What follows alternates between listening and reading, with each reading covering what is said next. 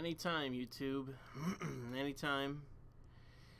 Eventually. There we go. Okay, so we should be live now. Let me tweet and gab this out.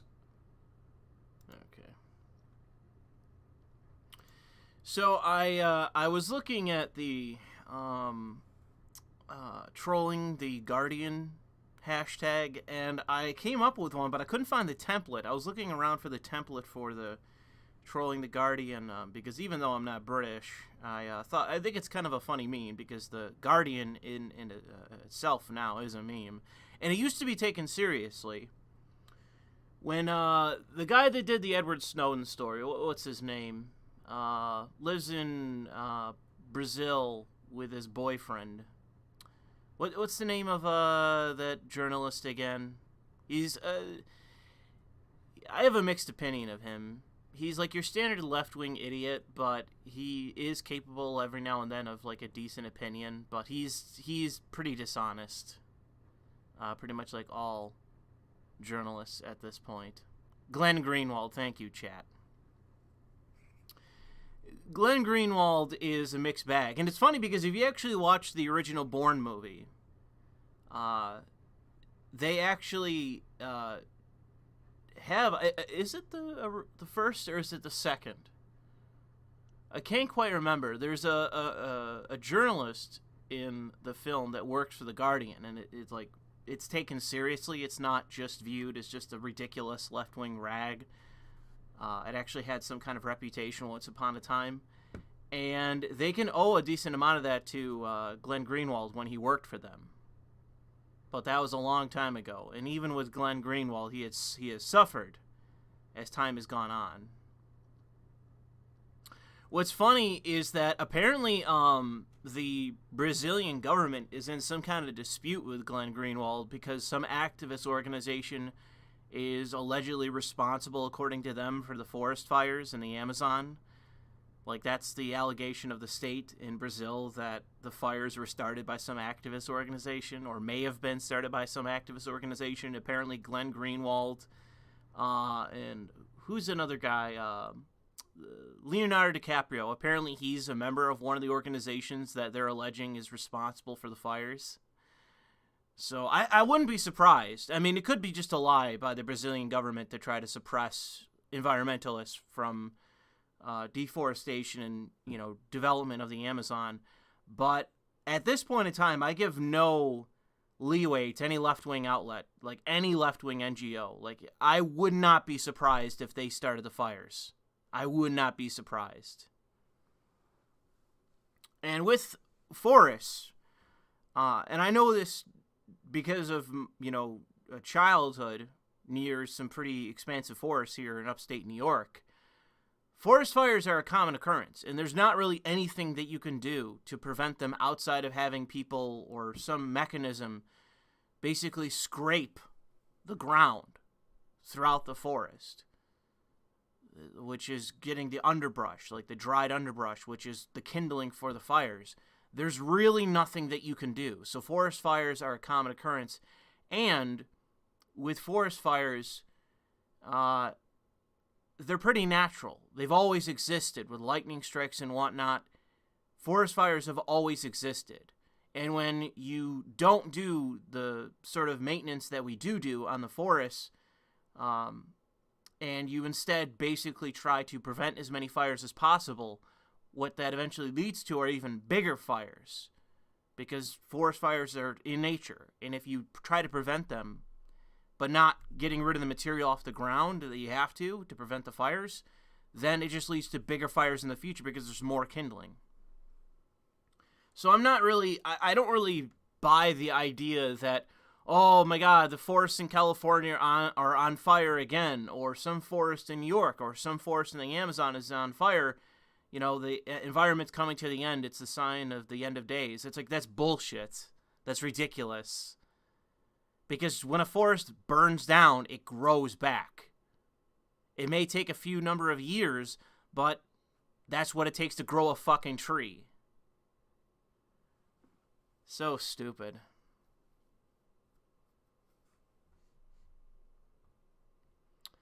So yeah, this is going to be an early stream. I plan on doing the Life is Strange 2 final episode stream later today. I'm not sure when I will do it, but I plan on doing it later today. I've seen some trailers floating around, and they spoil it, and it's like, I don't understand why they have to spoil it.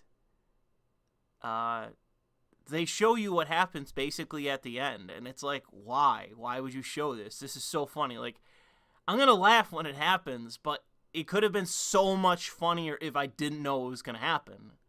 So I would advise you to wait for the stream. Don't go on their the Life is Strange account on Twitter or the Don't Not account. They're spoiling the fucking episode, and it's like, wow, come on.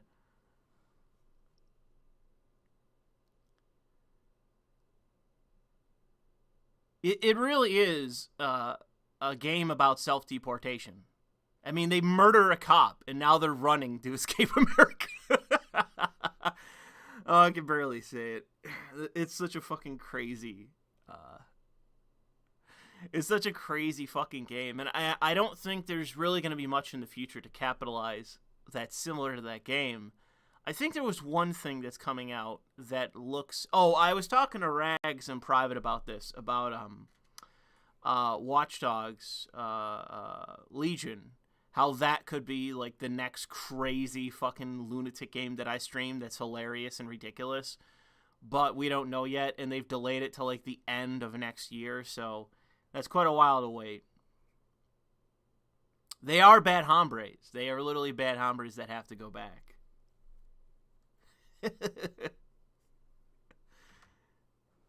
Yeah, I could see Sealy in the chat is like, you could have made so much more money if they didn't spoil it. Exactly, man. Exactly. It's a money-making experience. It's one of the few I have, you know? This channel's small, and people care only so much. But, man, I make a decent amount of money whenever I do those streams because they're fucking crazy. They're absolutely out of control. And unfortunately, with YouTube, I would already have the event up if it weren't for YouTube and their ridiculous fucking... Like, is YouTube trying to get rid of streaming? Is that their active goal at this point? Because on their... you have to go back to the previous version of the studio in YouTube to find live events. Like, if you go by the normal dashboard that they have for creators now, it's, like, impossible to find. I looked at it earlier. They just updated it. I couldn't find live events anywhere. I'm like, what the fuck? So I went to the previous version, the older version, just to find it. Like, are they getting rid of streaming altogether? Is that what they're going to do? Because it's reaching the point for me as a creator, I can't even find what the fuck I'm looking for. So yeah. Just another day on YouTube where their service is getting impossibly bad, and it's just another day.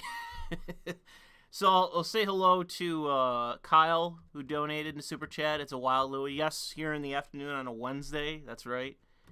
And Josiah, who says, hey, Louis, it's been a while since I've given you money. Thank you, Josiah. Appreciate the Super Chats and that. And if you like to avoid giving some cut to YouTube, you can always subscribe to me on Subscribestar for anywhere from $1, I believe it is, to $50. Is that the max I have? I don't even know. Find out, because I don't even remember. YouTube Red. You know what's funny is that with YouTube Red, for whatever reason, because of the advertisements on YouTube being so screwed up, YouTube Red for me is my biggest moneymaker at this point. For those of you that actively subscribe to YouTube Red. Like, I think it's like a music service and something else. I'm not really sure exactly at this point what it is. But I actively make more money from people subscribing to YouTube Red and then visiting my channel than advertisements themselves. Even though I've had recently a decent amount of luck with not having my videos restricted or demonetized, it's still not making much money. And this is a time of the year where everyone makes the most amount of money in advertisements, or they used to. Because right now is when all the companies on planet Earth are pumping money into advertisement to make as much money as possible, because this is their biggest quarter of the year.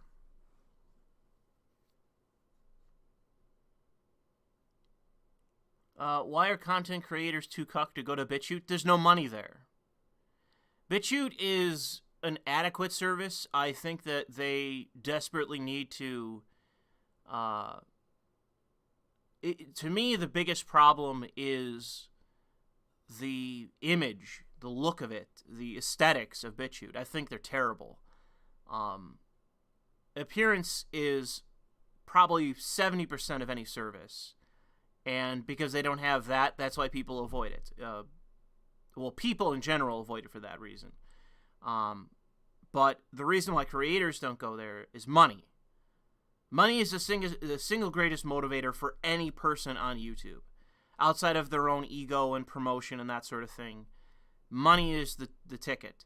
All the eyeballs are here on YouTube. All the money is here on YouTube. Despite everything that's gone on with demonetization, there's still plenty of money to be made here. And so long as that's the case, then people are going to stay here. The worst thing I can see for BitChute is they go the route of whatever it is, DLive, where it's the people that even are there that are creators, it's convoluted, it's nonsensical, it's purely digital currency.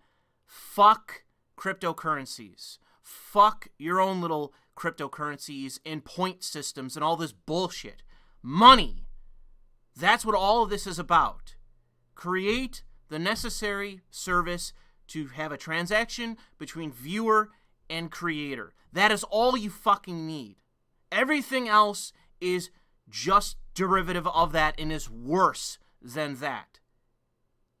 Even with YouTube, all they did was copy the Twitch model of subscribe, pay direct money to from the viewer to the creator. That is the best possible service to provide as the host, as the platform.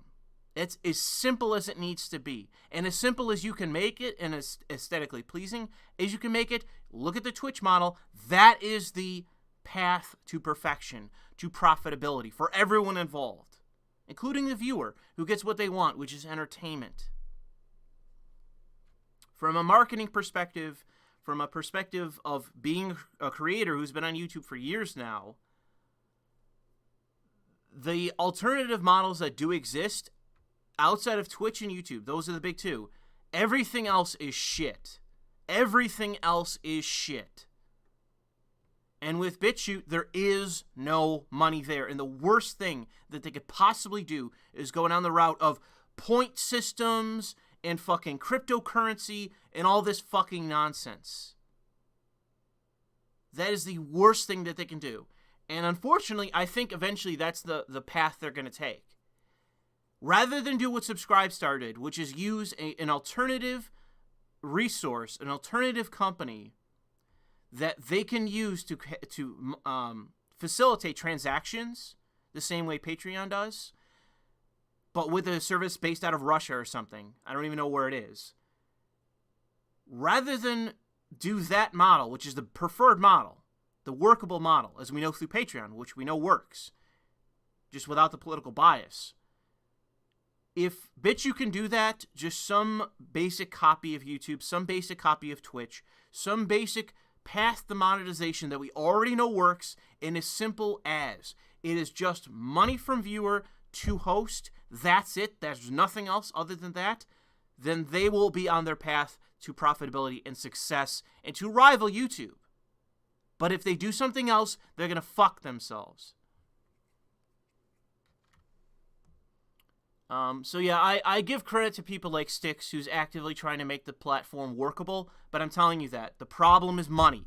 That's and number two to money is the aesthetics of the platform. It's ugly.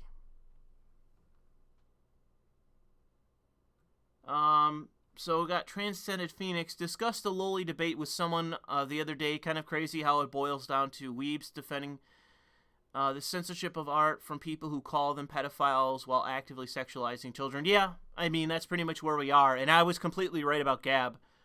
More and more people, including Sargon, have basically more or less conceded on the issue of Gab that Andrew Torb has basically lost his mind and is running the company into the ground. And it's like, okay, whatever. I'd never invested a cent, so now I have nothing to lose when it comes to them. But yeah, when it comes to pornography, it is just, even if you consider it to be an evil, it's like gambling, it is like alcohol, it is like smoking, it's like any vice. Better get used to it. And when it comes to vices as well, I've stopped drinking. The only time I had any alcohol in like the last month was when I went out with my family to celebrate my mother's birthday. And we went to a restaurant and I had some drinks there. Because I usually have drinks with while dining to, make the meal better. Because I think that beer complements many kinds of meals, especially anything meaty, in my view, anyway. But when it comes to vices, just stop. That's my opinion. Because currently I'm smoking, but it's not really chain smoking. It's just usually once a day I'll go out for a walk in my neighborhood and I'll smoke like a few cigarettes, and then come back home. But there's some days that I don't feel like smoking because it, the smell or, it burns your throat, chars your throat or whatever, your throat's sore, and it's like, I don't want to smoke today. And I don't know what it is. I don't know what it is about myself, but the thing is, too, with alcohol, I was drinking daily. And eventually I said to myself, I've had enough of this. I really had enough of alcohol. And so I just stopped. And I have beer in my refrigerator from early October. That's where I am at this point. And it's just a matter of I just decided to stop. And I could have a few drinks tonight when we play the game, and I might actually have a few drinks to play that game just because, to take the edge off, so to say, of such a terrible game. But I don't know what it is. I just find it pretty easy to quit certain vices. And so I don't really take vices very seriously to that effect. I know that people can destroy themselves with it, but it's like, well, I don't know what to tell you. Salad says, I don't know why anyone would want to make YouTube their career. It's the worst parts of being both self-employed and working for a giant corporation. Yeah, you're right, Salad. I mean, unfortunately, I would say that if I had the audience, I could get past being self-employed and the paperwork that's associated with that, as well as dealing with YouTube's constant bullshit. But the problem I would have would be waking up every day and trying to figure out what to do with myself. That would be the biggest hurdle for myself, would be orienting myself to be productive every day. Because that's what's required of YouTube. You have to wake up every day and just crank out a fucking video.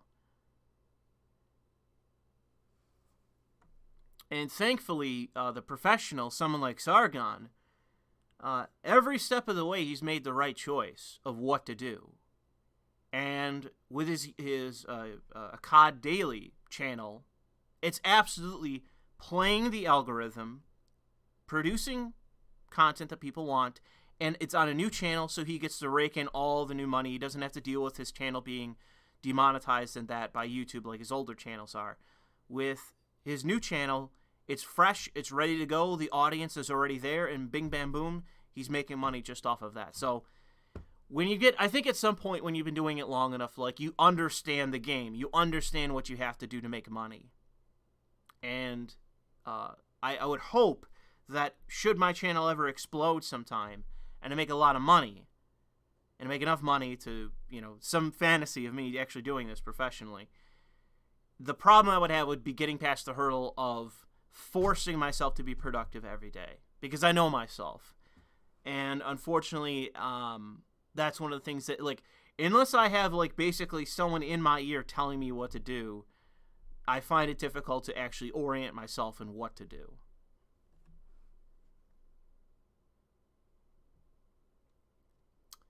The guest says, is upstate New York a better place to live than Baltimore? You said that New York is red outside of New York City. How red? I mean, it's a blue state. You have to understand that, like, most of the counties upstate, with some exceptions, are red. And they're pretty red. The bonuses, I mean, Baltimore is one of the worst places to live in the United States. So, I mean, yes. Is it better than living in Baltimore? Yes. It also depends what you do, because there's not a lot of work up here. And the economy suffers because of our state politics and taxing everything to death and over-regulating everything to death, banning more products than we sell, the rest of it. So New York State is still a blue state. It's like basically, it's like California except not as bad.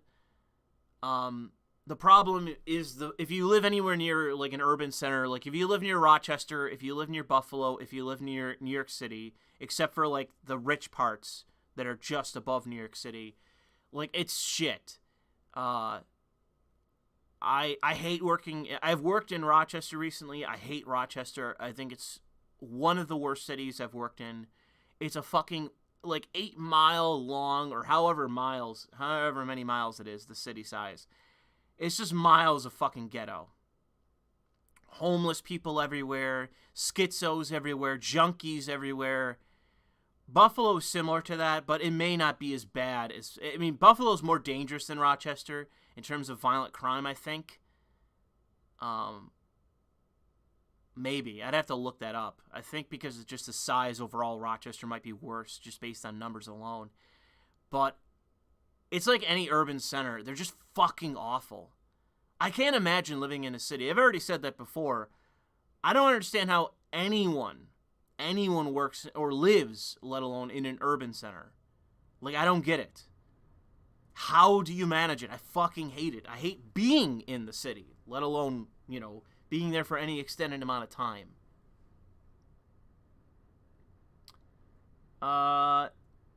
Chance Gordon says the path to profit is paved with failed businesses. Yeah, but there's a pretty standard model on YouTube. If you put in the time, you have to eventually, you can't start overnight and think you're going to eventually become successful. You basically have to shoulder your way into the existing market.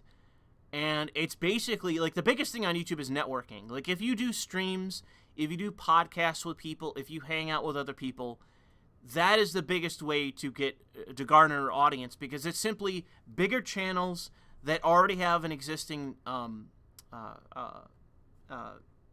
audience that can view you and say, hey, I like this guy. This guy seems interesting. I'll give him a shot. I'll view a couple of his videos. I'll subscribe to his channel, whatever.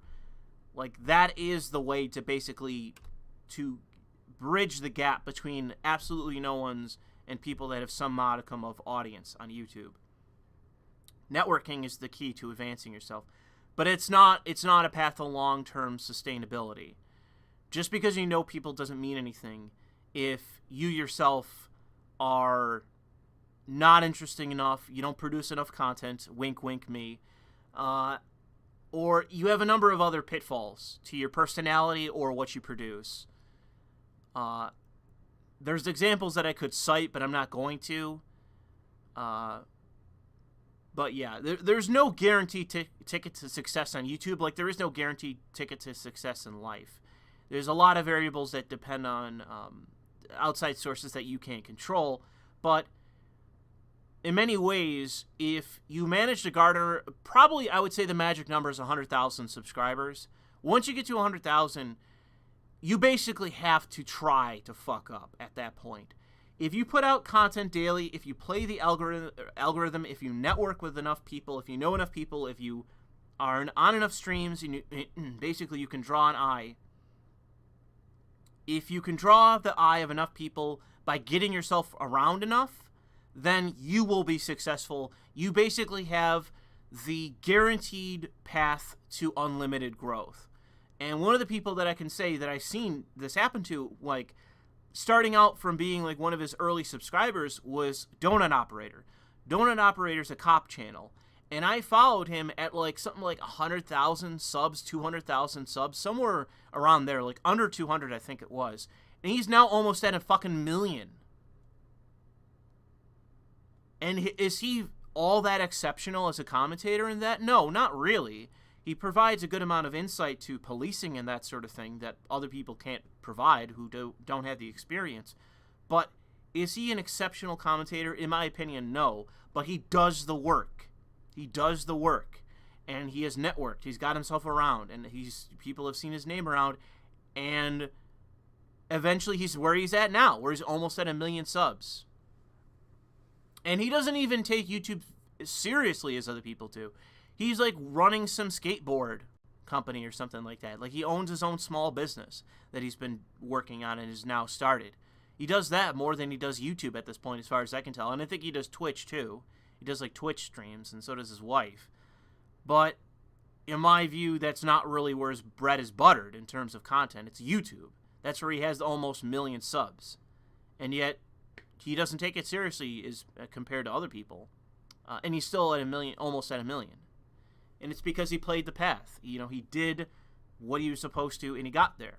And it's because he provided content that others weren't, better than others, and it was consistent. So bing, bam, boom, he gets where he is. So let me crack open this. Hopefully this doesn't explode. This just arrived. Some, what is it? Oh my god, I'm like... It's sparkling water. That's what it is. Perrier. So let me crack that open. Hopefully it doesn't explode. Okay, it didn't explode. I had to buy something to drink as I ran out. Let me get to the next super chat. Serious question to you. What are your defining characteristics of what it is to be an American? To me? Or do you mean for me, or do you mean in general? I mean, to be an American, I think it requires a certain kind of bravado. I think that speaks to the American spirit. It's a kind of optimism that I don't think a lot of countries have, because it's basically the attitude of, if I work hard, if I am productive, I can be successful here. And while people can say, well, I can be successful as an entrepreneur in other countries, I don't think it's the same. America has a kind of ingrained materialism, but alongside the materialism is a culture of self-success, determination, that sort of thing. And I don't think a lot of countries, like, you don't really see that a lot in Europe. It's not really a culture there. They have a basic culture of arrogant shame. Like, we're better than everyone, but we should feel bad for that reason. It's like, it's fucking bizarre. And I've seen people say that about Sweden, and I've seen Swedish people describe that about Sweden, and it appears true. And I don't think it's unique to just Sweden. And I don't think that's unique to the United States. The foreign apparatus in the United States is all this bullshit about, oh, racism and all this fucking nonsense. While it may have come from American academia, although it's from French academics that have come here, it's foreign. This idea of defeatism, this idea of permanent victimhood, of Gibbs, that is foreign to the United States. And I think that where we've gone astray is by giving into the Gibbers, giving into those that want the Gibbs, when in fact, like, we have state housing in the United States, and to me that's been ridiculous forever.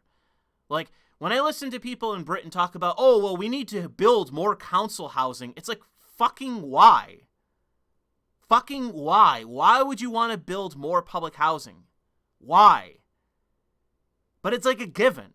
It's like, of course, duh, of course we need to build more public housing. No. In the United States, if I had my way, and what would be, in my view, truer to the American ideal, is banning public housing. Because there's plenty of houses in my area that the rent is like $150, $200 a month with utilities. Okay, that is like third world status fucking cost. $200 a month with utilities for a house. Come on. Come the fuck on. That is dirt cheap. The only problem we have in the United States, as far as I can tell at the moment, is low wages. That appears to be one of the problems we have. And I've been looking for a job. I've been looking for work. And I look around and I see decent opportunities at a pay rate that I'm fine with. But it's just a matter of, well, we need you to travel here and there. And it's like, nah. It's like, oh, we need you to work overnights. Nah. Oh, we need you to work 70 hours a week. Nah. And I'm in the position where I can say no. There's enough jobs out there now that I can say no. The problem is the wages, because there's jobs that I'd be willing to take based on a whole number of factors, but it's like, yeah, it's $13, $14 an hour. Nah, not doing that. That's like a couple dollars away from minimum wage in New York State. Nah. It's not enough to pay for my lifestyle, so and it's not worth the work. So no. And in my view, that's one of the problems we have here is wages. And what's the only reason that you can be in a position to pay people substandard wages? That you flush in employees. And so that's the problem we have here in the United States. Immigration rate too high, work visas too high, student visas too high. The amount of people coming into this country is too high. And so when it's on that level, you can afford to pay people less. And I understand that if you're a small business, that you're going to have to pay people less. Or you're a farmer, whatever, you have to, bring on family members and whatever to pay them less so you can have greater profits. But the fact is that if you're a major corporation and you're paying substandard rates, it's because you have enough fucking people to hire from. The pool's big enough. So you can just throw, your hook out there, and eventually somebody's going to take it for that low wage and be a decent employee. But that's only because of the way things are in terms of immigration. But yeah, to getting back to Sarcasm's question, there's many different American characteristics that I could be specific towards. Pro-gun is typically something, or accepting of firearm ownership is something that I consider to be American. Generally accepting of free speech, generally accepting of freedom in general, expecting having an entitlement towards freedom, a hostility and suspicion of government that seems to be pretty natural for whether it's left-wing or right-wing. Most Americans have a deep suspicion towards government. The only exception may be the boomers. The boomers have some sort of drooling acceptance of government. And I don't get it, and I don't experience it with anyone else. Silent generation, it didn't exist. My grandparents disliked the state. Gen Z, Gen X, my generation, with the exception of progressives that want to take it over and destroy everything. Most Americans are suspicious of the government. And you see this with the Germans. The Germans have, according to what I've heard from every European, including some Germans, they have a built-in acceptance of the state. There is a belief that the state should exist and it should have some role in people's lives that is interfering. Like, there's an acceptance of the state as an institution, rather than what it is in the United States, where one of the problems that exists is the state. The only people that like the state are the gibbers. That's it. They're the only people that love the state are those getting a check from the state, the gibbers. And naturally, there's the self-defense mechanism of the state, which is the police, corrections officers, investigators, prosecutors. All the people that work for the state have an inbuilt bias towards the state because they rely on it for their career and for their income and the rest of it. And so it makes sense there. But the unnatural, foreign appeal to the state are from the gibbers. They are the ones that celebrate the state. Those directly benefiting from it and doing nothing.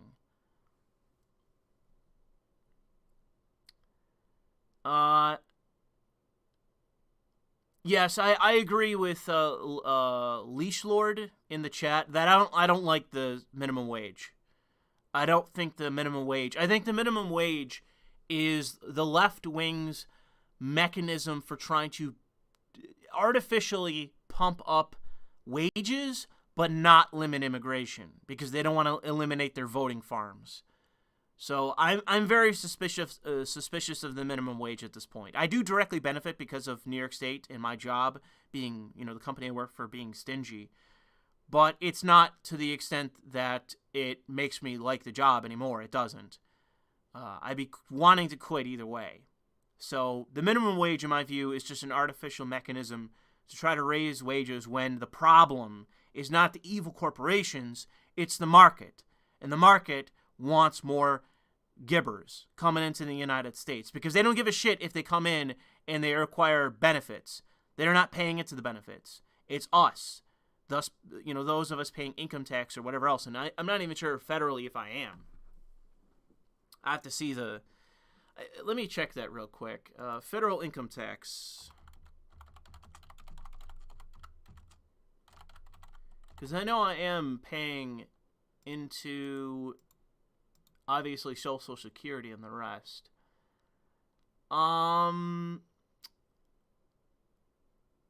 Nope, I'm paying 22%, according to this website.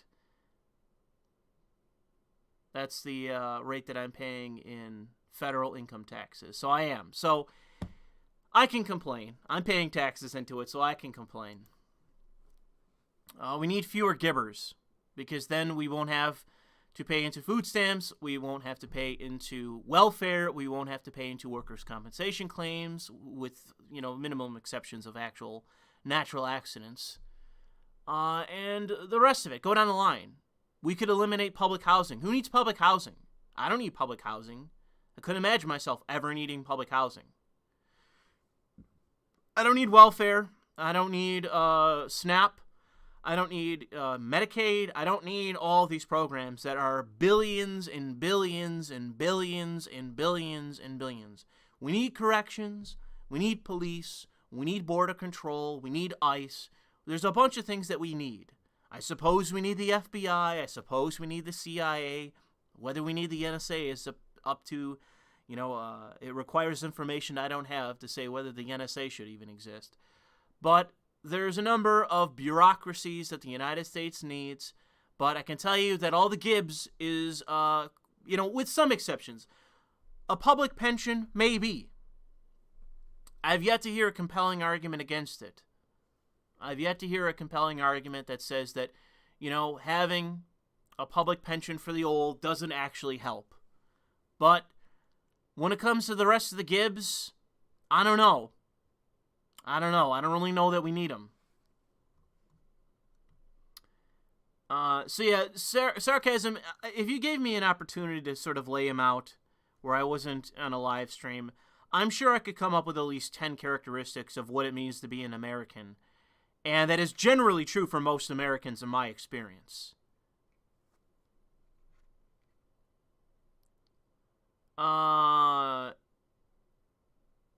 Let's see here. Cyrus says, "Hey Louis, you saw the money I sent through BitChute via PayPal?"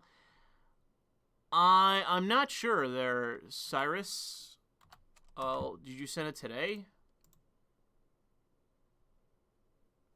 Let me check. Let me find fucking PayPal. Make sure I'm not doing this on screen. Let me log in here. Hopefully this doesn't fuck up.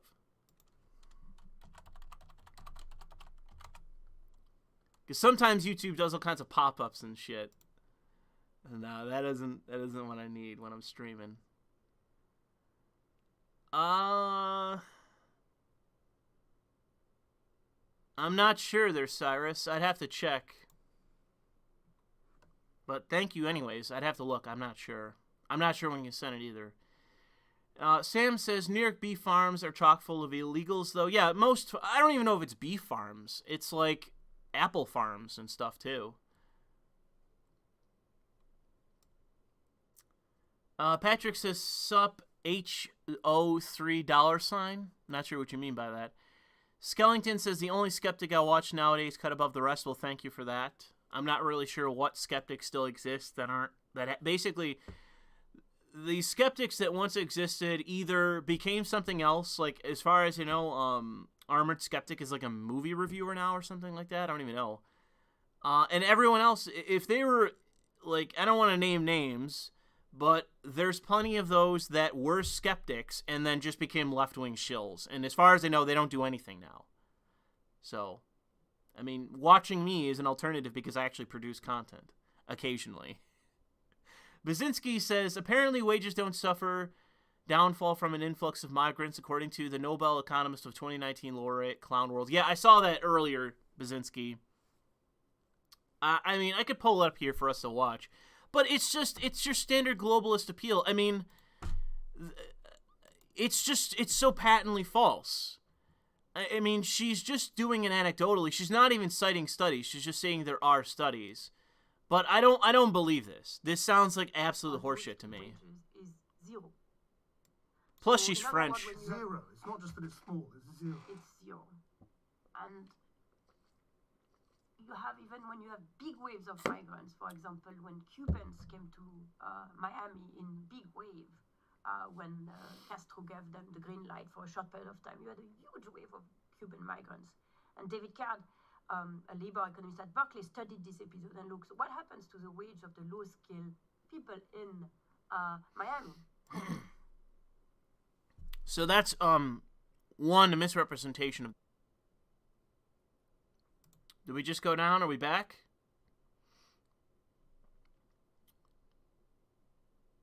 Okay. Are we back now? I don't know what that was.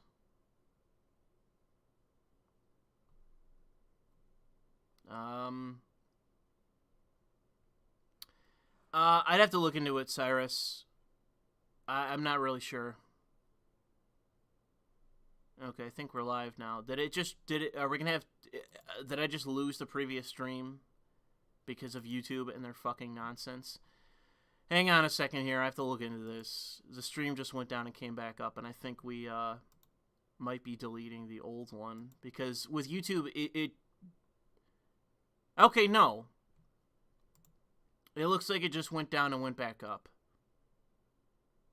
Okay, good. Fucking YouTube, man.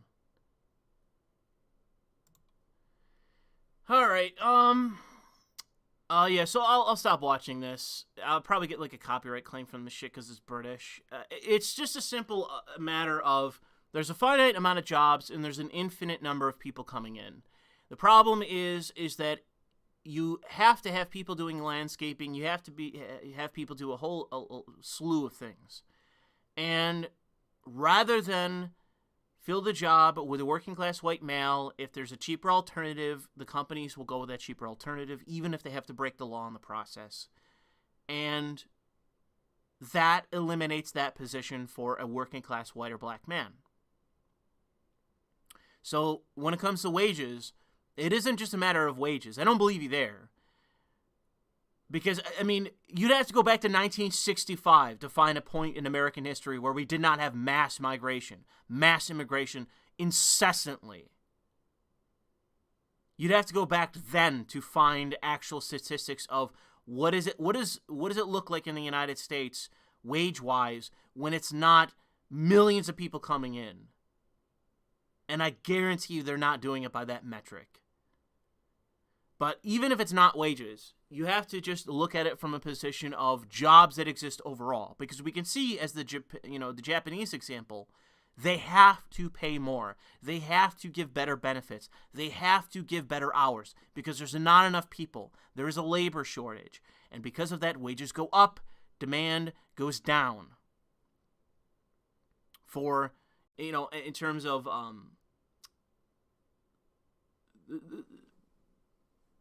well, demand actually goes up, and I'll say demand goes up instead because that's actually truer than demand goes down. It becomes a workers' economy where they can pick and choose, and the demand that goes up is in favor of them. But, anyways, any other metric is ridiculous. If you'd say, but I saw that you sent me that earlier, Basinski. Thank you. The guest says, taxation is and will always be theft. I'm not a libertarian, but I suppose so. Prince of Conquest says, bro, moment, had dinner with my folks and their black church friend. Dad told a story near Rhodes, Texas. 1488, so I chuckled. They asked why, so I recited the words without thinking. Whole Olive Garden stared at his Lamau. We shouldn't be repeating the 14 words in the Olive Garden there, Prince. Disavowed. Will run. So what's the plan to buy the NHS? I need details. Okay, so here's the plan. Here's the plan to buy the NHS. We continue we allow the British to allow mass immigration into their country. the entire system collapses under the weight of all the people that are in their country that can't pay into it, and the people fleeing the country for high taxes, and then we buy it after it's gone bankrupt. And we basically just hand it over to the large insurance companies and that already exist. We charge a premium, we pay low wages, we bust up all the unions, and then we profit from it. It's like buying penny stock on a company that we know we can turn around. Venture capitalism is what it's called. And I can tell you that if there's any unions that I don't like, it's nursing unions, it is teachers unions, it's any academic unions or unions that are female, they're primarily female unions, that their membership are primarily, and their leadership are female. Those are the worst unions. Why? Because they're run by socialists, and nothing's ever good enough for them.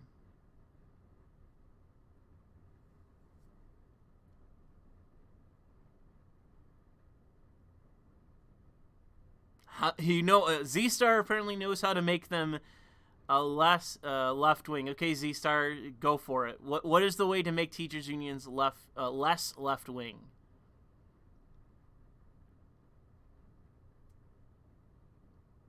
Mandatory concealed carry? I don't know. I mean, yeah, you would see an exodus of teachers. You'd have to. But, I mean, I'm not really sure. I mean, that's a good joke way to do it, but I would say that you pretty much, like, with the teachers' unions, they're so ridiculous that the way to beat them, because they just strike. If you threaten them in any way, they will just strike. They will shut down all the schools. And it basically forces the government into the position of they have to back down. Because all the kids are going to be loose, and all the parents are going to be like, oh, I depend on the state to provide fucking, like, daytime daycare service for my kids while I'm at work. So the kids have to be in school. Otherwise, that is a problem for me. And so it puts the state in the position of having to concede to the teachers' unions all the time. Every time there's a teacher strike, it always winds up one way, that the state concedes. And the way to beat them is to basically never concede and to basically privatize the entire public education system.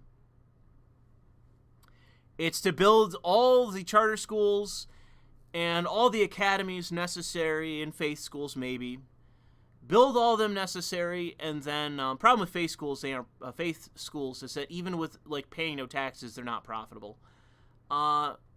Basically, set the stage necessary for there to be a viable alternative. Tell the teachers' unions to get fucked, and then collapse the public education system because of them. They will never relinquish. They will collapse the system. So that's pretty much what you have to do. And at this point, public education around here isn't terrible, but I know that within the inner cities, like in Buffalo, it's abysmal and always will be. You basically have to privatize your way out of the hole. That's the only path you have.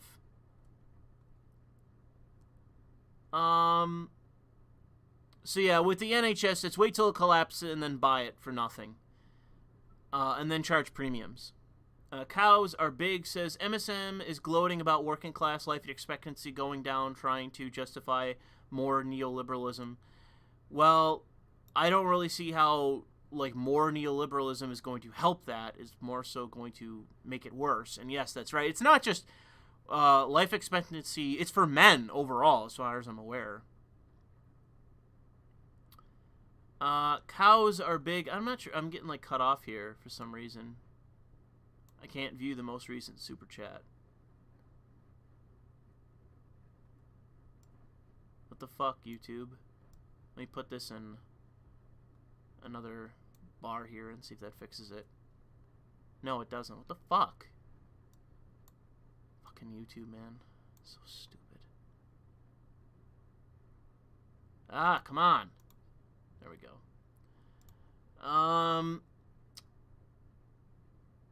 I think cows are big. Didn't you send another one? Or did that get rejected? It just disappeared. I thought I saw another one from you, but now it's gone. Dylan98 says, did I watch the Sargon-Vosh debate? No, I did not. And I don't plan to. Isn't Vosh like a communist or something? That sounds like a ridiculous debate that I don't really want to watch.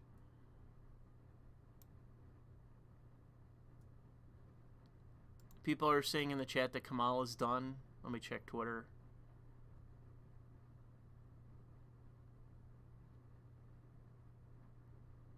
Yeah, apparently she dropped out.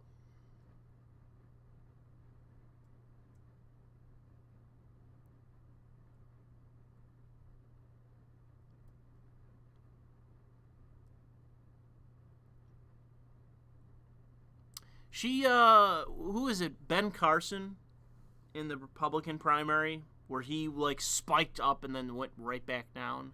Was that him? Or maybe it was that other chick that ran HP into the ground. Oh, yeah, that's right. Cory Booker is still in the fucking election. Why the hell is he still in the election? He's got to be polling at, like, 0.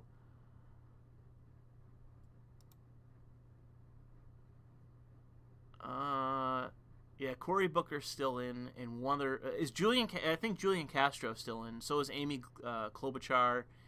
Yeah, there's still plenty of people left in there at 1%. That includes Tulsi Gabbard, but she can stay for all I care.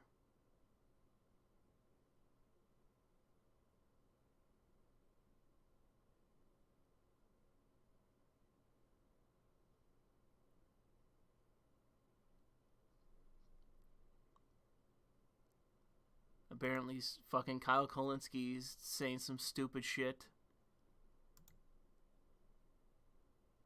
Alright, that's enough of fucking Twitter. Cory Booker's in Mexico campaigning so we don't get access to Mexican media. Maybe so. Thoughts on the London Bridge attack? Well, I mean, what's new? What's new to talk about when it comes to the London Bridge attack? I mean, it's your standard fare of fucking, oh, I'm accidentally playing the live stream. Let me turn that off. It's just the same as usual. I mean, a Muslim chimps out and then starts fucking killing people, and they're fighting. It's just, the thing I can't stand about it is people, like, the whole thing with the narwhal tusk, people going like, oh, we don't need guns, we can use this and that. It's like, didn't 5 people die? Weren't 5 people stabbed? Like, you're not always going to have a fucking narwhal tusk on the wall to stab a terrorist with. Like, I think the most depressing thing about all of it is, like, people being like, we don't need no guns. It's like, yeah, you need guns because you have Muslims in your country. I mean, the Muslims have guns in their country. Why do you think they need them? Why do you think you need them, you idiots?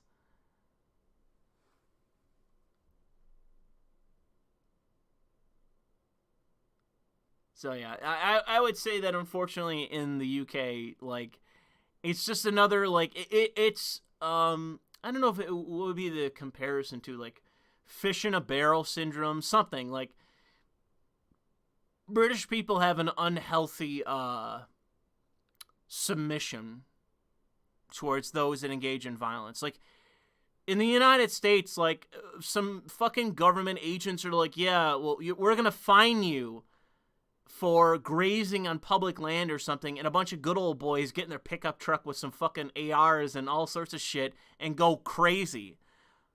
And it's like, yeah, they might be a little bit past the point, you know, maybe settle it in the courts, even if the government is in the wrong.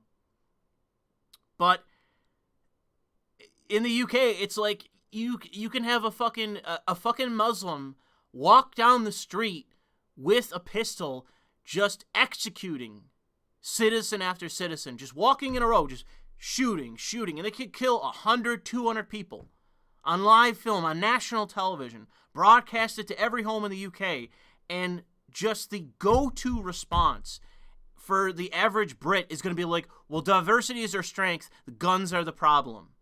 Like, they're the source or something. They're just unwilling Even if they had a gun to the back of their head, they would be unwilling to just admit that Muslims are the source. Muslims are the problem.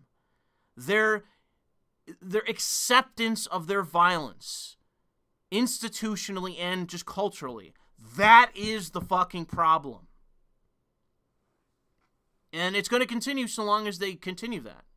So long as they're within the culture that accepts terrorism in its current form, and there's, like, basically the state as an apparatus is basically saying that criticism of Muslims and of Islam is illegal. So long as that's the case, nothing's going to change in the UK. It's basically going to be a dhimmi police state. Patrick says that 60 Minutes with Wajcicki was propaganda towards boomers. Trump's ads got taken off the next day. Yeah, I mean, listen to anyone who's been talking about politics that is in any way leaning right on social media. They'll just flat out tell you that YouTube, the left wing in general, Democrats and all of their arms, all of their proxies, which is the entire Fourth Estate media and large part Fifth Estate as well, they are going to start campaigning for censorship in the way that it's been done in the past, because they know it's basically they're going to throw out everything in the kitchen sink because they're going to fucking lose next year. They're going to fucking lose. They can censor, they can demonetize, they can do everything that they want, they can hold all the hearings, all the investigations, all the bullshit they want to. They are going to fucking lose. Everything in the world that I have seen in terms of poll numbers, the economy, general sentiment among the public, everything fucking says Trump's going to probably lose the popular vote because of all the gibbers in California and New York. And he's going to win the Electoral College probably better than he did before, no matter who the fucking candidate is. He's probably going to win a bigger electoral share than last time. There's nothing you can fucking do. There's no underhanded tactic you can do shy of shooting Trump in the fucking head that's going to prevent him from winning. And I honestly wish they would fucking get over it. They would just get over it that they're going to fucking lose. They're going to lose, and that's going to be fucking it. Just get over it. Censorship doesn't work, and all the rest of your stupid shit doesn't work. You're going to fucking lose. Get past it. You know, this is very reminiscent of when Trump won. When I was in that stream with a whole slew of people on Sargon's channel, where I just ranted and raved about all the things that led up to this. All the things that led up to this, and that all the underhanded bullshit that they did, all the nonsense, all the propaganda, all the lies, all the hypocrisy, none of it is going to fucking stop him. None of it is going to do anything. But unfortunately, when you're desperate and you have no principles and you think you're on the cusp of utopia, you think in your own mind that anything, any means justifies your ends. And I've switched parties as a direct result of the Democratic Party being, in my view, fucking irredeemable.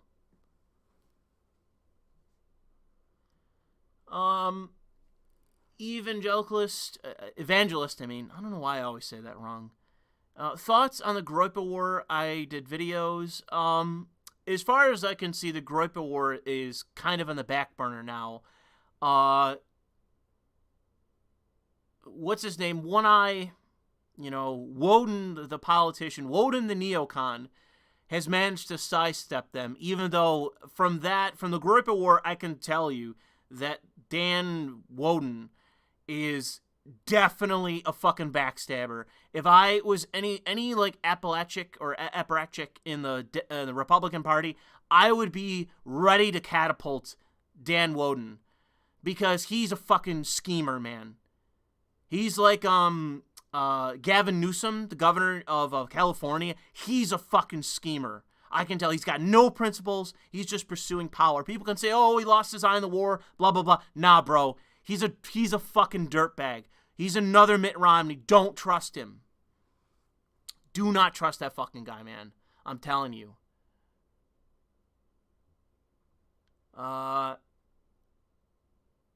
Let's see here. Where were we? But yeah, the Groipa War is kind of on the back burner right now. Baczynski says you have to say no more because they accept mass rape of their girls and no one gives a flying fuck. Yeah, Baczynski, you're right. I mean, when I found that out, when I found out that like the Rotherham thing happened in like 20 cities in the UK, my jaw hit the floor. Like I could not, like, if the response to that was a bunch of like the simple as working class Brits running around and like lynching Muslims, I'd be like, you know what? It's wrong, but I can understand where the hatred comes from. I understand. But instead, their entire society has basically bowed down. And their government actively covered it all up. And it's like, well, I can't really see that you're going to fix that problem. So yeah, I think that might be one of the biggest black pills ever in my lifetime, is the mass rape of girls in the UK. That is a fucking black pill and a half. That the response to that was nothing but like a sweeping under the rug, covering up, and active apologetics for Muslims.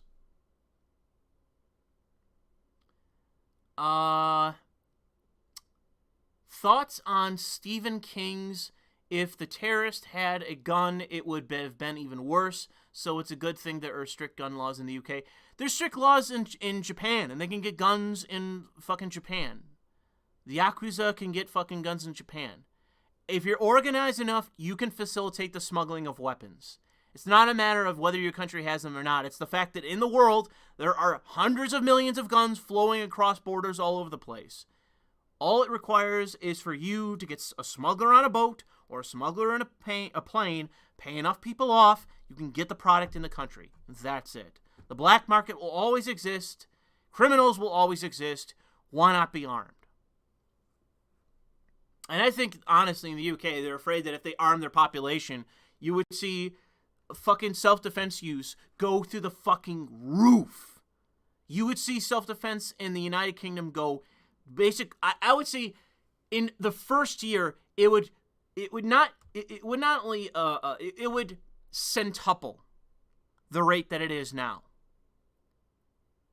It would spike like nothing else because it would be nothing but white, black, and every other Brit shooting Muslims. Because they are unbelievably disproportionately representative of the crime statistics and the violent crime in the UK. It would be nothing but endless days of self-defensive use. But because they don't exist, you have more muggings, you have more stabbings, you have more rapes, you have all the rest, more burglaries, all the rest.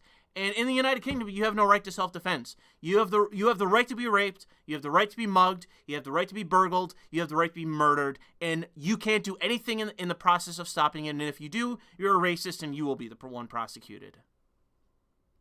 If there's any place more symbolic than the United States of Clown World, it's the fucking UK. You guys are a failed state that's living on fucking borrowed time. Sorry, but it's fucking true. You need someone to come into power that is basically, what would it be, like Margaret Thatcher's ruthlessness with Trump levels of popularity, where it's an active, like, cultural and legal revolution in your country. You need somebody that is, in essence, like that level of revolutionary to change the way that your country is. Because it is so far gone that is the only, like, you basically need a Kaiser. That's what I'm saying. And I don't mean the German kind, I mean the Roman kind. You need a Kaiser to come into your country and basically just shit out all the people in your government that are just toadies of the left wing.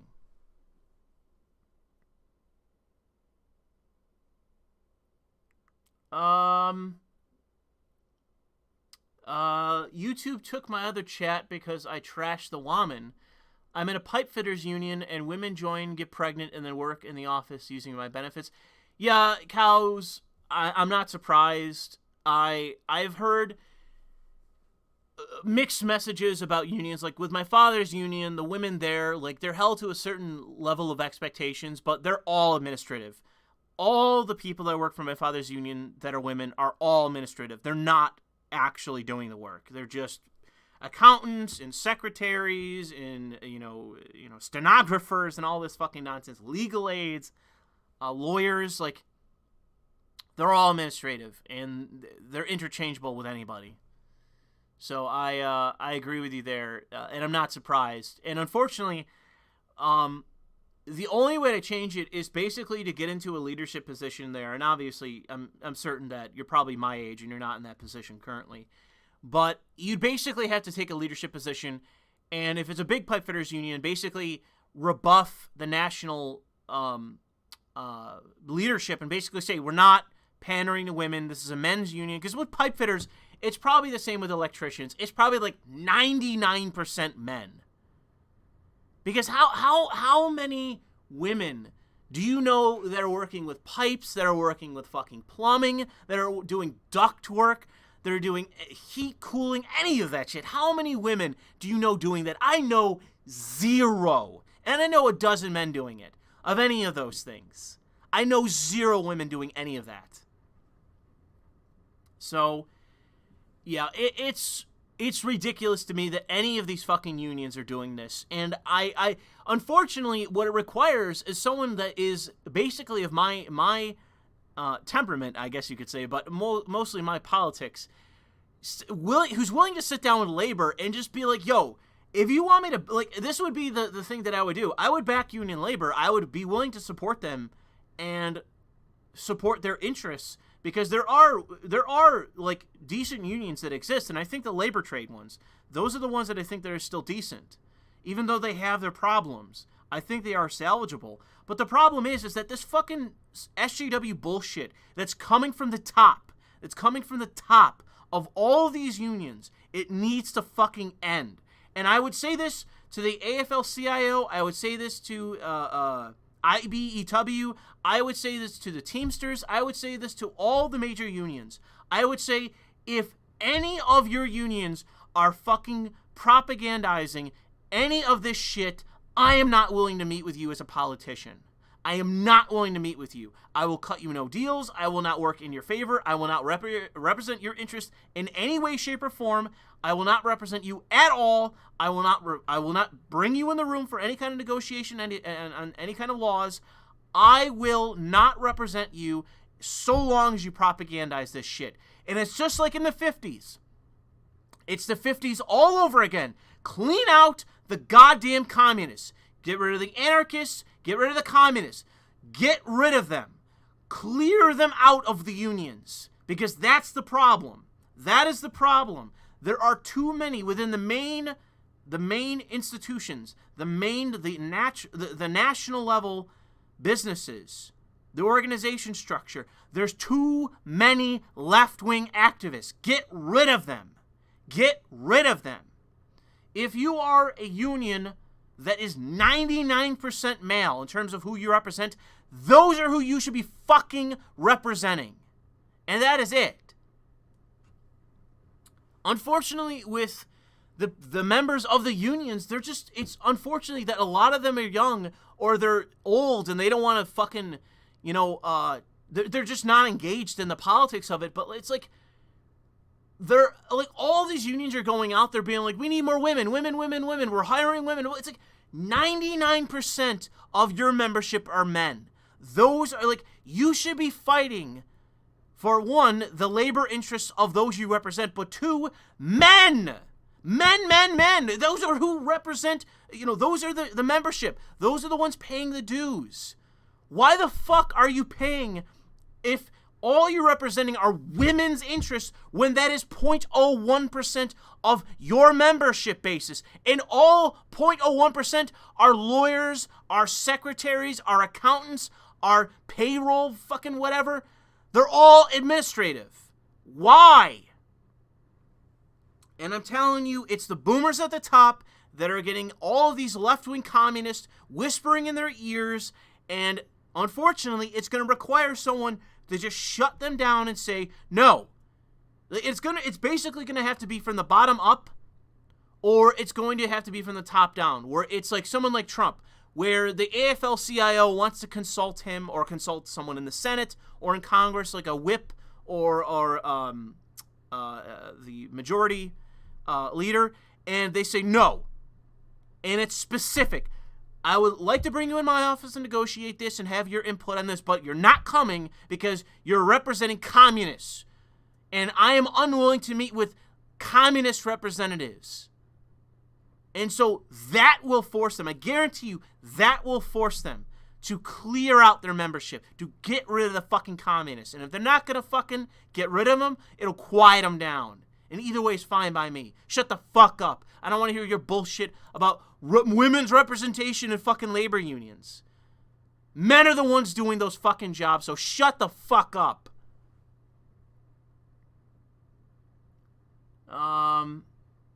Leonard says, thoughts on... I already said I don't have any opinions on a debate between some crazy communists and Sargon. I didn't watch it. I'm not going to. It's stupid and who cares? Avolock says, Shapiro, gaslight, and immigration and vote pattern. Yeah, there's a lot of them. There's a lot of people at this point that are gaslighting, in effect. And I don't like that word. But that is, in effect, what they're doing. They're trying to act as though that we're all stupid and we don't understand what they're doing. I've seen people, when I did that stream with Sargon, I got a bunch of feedback saying, oh, you're wrong about Trump. Trump's doing this or that. And yeah, Trump's doing a handful of things. But the immigration rate's still the same, still 1.5 million as far as I'm aware. 1.5 million every year. So long as that's the case, it's going to continue to be a problem. Give them all the credit you want to and all the fights they're fighting, and they are fighting on a whole bunch of fronts. But that's the big one. That is the big one. And unfortunately with Trump, I don't think he's going to get it done in his second term. I think he's going to get another big thing accomplished on the immigration front. I think he's going to manage to do it. And I would definitely say to all conservatives, all Republicans, all whatever, those of you that are not retarded at this point or carrying dead weight for some other party, your interest should be to continue to push these people. So that to me is, with the Groyper War, that I think is worth it, even if some of the people involved are alt-right, and by appearances, a bunch of people that are involved in the Groyper War are alt-right. You stand to gain by that fight if you have the interest of not having open borders. We are fanning the flames. We are holding these people to account. We are forcing some of these people to out themselves, such as we did with Dan Woden, as being dishonest and someone you shouldn't trust. He's Mitt Romney 2.0. What's his name? Dead guy. What is his name? John McCain 2.0. You shouldn't trust him. No, I would not vote for Tulsi. But yeah, with vote pattern, I'm telling you, the only exception I'm going to make is black men. I'm telling you. People say, oh, Louis, demographics are destiny, blah, blah, blah. No, dude, I'm telling you. Maybe I'll get proven wrong. I'm willing to say that I could be proven wrong. The way things are going right now, if Trump gets some kind of right towards the end, I'm talking about late next year, big campaign, direct outreach, boots on the ground, door knocks, campaigning, all that sort of good shit, and has like major celebrity endorsements by someone like Kanye and the rest, anyone else that's willing to don the MAGA cap, I'm telling you, you might see record levels of black support. And I mean like record-setting on a national basis that have not been seen in multiple generations of black support. If the way things are trending, that is very possible. And so you might be right about black women and Mexicans and whoever else, but with black men, it is spiking. And it's only building. And I'm telling you that people think that it's just, oh, we'll have to concede to the Gibbers. We'll have to concede to, we must give the Gibbs in order to get the black vote. You're wrong. You're wrong. It's about selling a different lifestyle, selling a different mindset, selling different priorities. And while you're always going to have, the multiracial Gibbers, whether it's white, black, Hispanic, whatever, You're always going to have the gibbers. You can actively sell people a better vision for America, and that's definitely possible with people of many different races. But the problem is certain demographics are dyed-in-the-wool gibbers. And I got to tell you that black women, I'm sorry, they are dyed-in-the-wool gibbers. They are dead set on endless welfare, endless government handouts, because the rate in which they support the Democratic Party is, in single parenthood and all the rest of it, is one of the major culprits for why they have these interests. It is 96%. And so, unfortunately, with black men, it seems to me that a new door is opened, and that I think people, I mean, obviously demographics are of concern, and I'm not saying that isn't of concern, but I'm telling you that with specific demographics, it's trending in a direction, and what you should be doing is doing the smart thing and is capitalizing on it.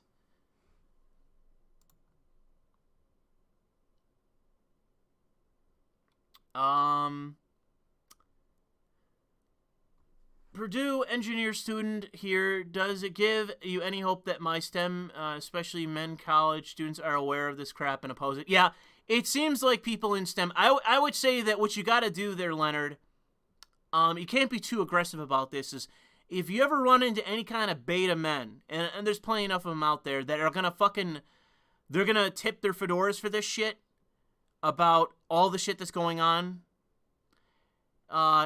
you got to basically shut them down and say, listen, there's a finite amount of jobs, and there's plenty of jobs that are available for women.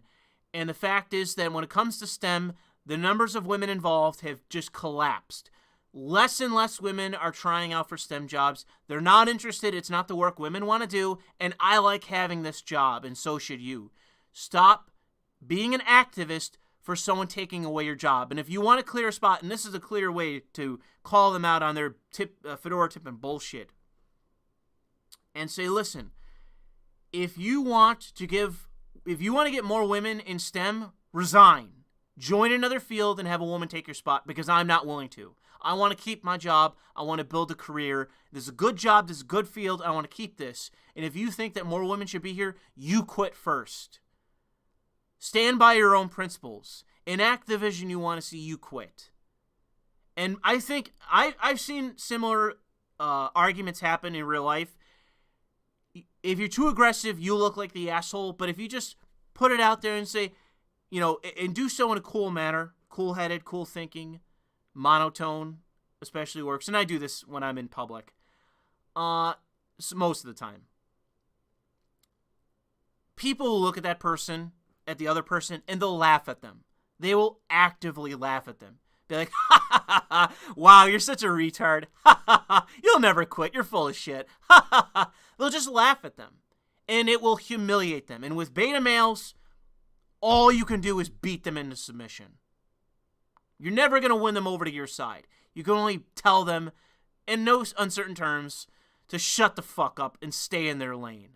Shut up, do the job, and be an activist on your own time.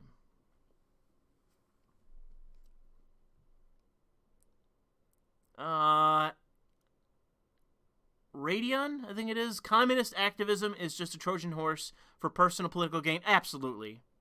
Absolutely, Radion. I absolutely agree with you there. But the problem is that it's the problem with the union is that it's not like some NGO lobbying a corporation for money, funding. The problem with the unions is that, I mean, I guess it's just my personal bias towards working class men, but it's like, of all the people you have to disenfranchise and not represent, when that is your sole reason for existing, why must it be working class men? Have it be beta male middle class men. Have it be the rich. I don't give a fuck. Why must it be those that need representation the most, that have the most to fucking lose? Why? So yeah, I despise what's going on with the major unions, especially labor trade unions. When it comes to teachers unions and the public unions to that effect, I could give a fuck less. Even some police unions and corrections unions, even they're bad too. They can be pretty bad. Corrections unions seem to be completely fine with the corruption that exists and all the false workers' comp claims. They don't seem to care at all. Police unions seem to flack for left-wing activists half the time, and when it's like the left-wing activists that are getting cops assassinated, so, not all though, some cop unions are pretty ballsy in calling this shit out, but there are too many cop unions that are pushing diversity quotas and doing all this shit when they shouldn't be. Especially female officers. Female officers, some can do the job, a lot can't. They get injured very easily. And I can tell you that in the terms of the cops that I've investigated in my 4 years of being an investigator for workers' comp claims, overwhelmingly, the ones that are under surveillance for fraud are women. Overwhelmingly. I've investigated a male cop here or there, but overwhelmingly, the cops that are under surveillance for fraud are overwhelmingly female. But with corrections officers, they're overwhelmingly male. That's how you know you actually have an institutional corruption.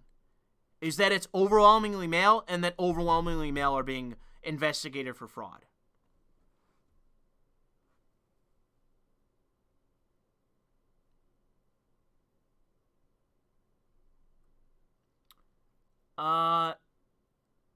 Yeah, I agree with you, Strike Team, that unions are like the NRAs. They only care about power and are not doing their job. I agree. A lot of the national unions have basically fallen to just being political arms of the Democratic Party, and it's just unfortunately like with the big ones with the AFL-CIO, like they've come to accept that the Democratic Party isn't actually representing their interests, and a bunch of unions at this point realize that like Medicare for all, universal health care, all this sort of shit, and all the rest of the things they're doing, they do not benefit the unions because the unions negotiate for health care. And if you are just given public health care, that's one less thing the unions can negotiate for. That's one less reason to pay your dues.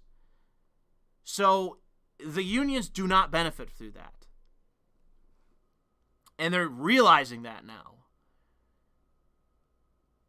And some of the local unions, they vote Republican. They tell their members that it's not so much an instruction as it is like the union supporting this candidate. Wink, wink. We're gonna have a rally with this candidate. Wink, wink. We'd like you to donate to this union as we're gonna donate our the union dollars towards. We're gonna host a fundraiser. Wink, wink. Like it's a lot of that. They'll endorse them, but it's not forcing you to like you have to donate to this candidate. You have to vote because they're not in the fucking ballot box with you, But there's unions in my area that will vote Republican and will endorse Republicans. It's the national unions that lean heavily to Democrats and for bizarre reasons that they can't justify to anyone, including themselves. Jack says, why is everyone so quiet about Trump wanting to label cartels as terrorists and the Mexican government throwing a fit about it? I can't really speak to that. I'm not really sure. Like, would they classify as terrorists? In my mind, no, because they're not really the same. They're not political. Not really. They are engaging in terrorism. So, in effect, they are actually terrorists, but I fear the misuse of the label towards non-political actors. But are they engaging in terrorism? Yes. So are they technically terrorists? Yes. And I don't really want to invade Mexico. I don't really want to I don't want to do some of the things that Trump is suggesting. It just seems like another fucking quagmire, and us yet again having to deal with Mexico. Like, would I support let's say, Louis, we're going in, Louis, you don't have a choice.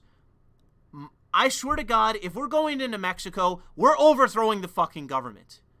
Enough with their fucking retarded government. Fucking overthrow the government, prosecute, lynch all the politicians that are corrupt, all of them. Left-wing, right-wing, left-wing, right-wing, just like we did with Saddam.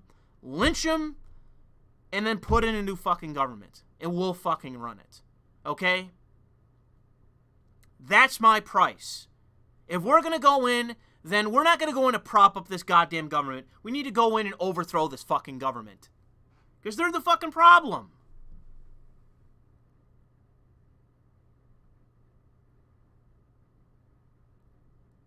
If we go in, we're gonna make it 3 states. I don't know. I don't know enough about Mexican politics.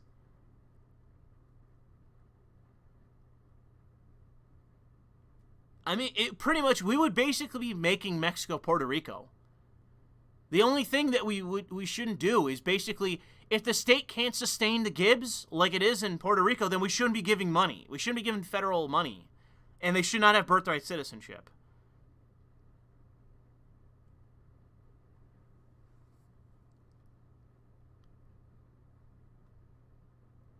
Puerto Mexico. I don't know. I wouldn't want to make another Puerto Rico. Mexico does have plenty of resources. That's true. They have oil, don't they? I think they got oil, gas. I think they have. Don't they have uranium? Does Mexico have uranium? Let me check. I think they have uranium.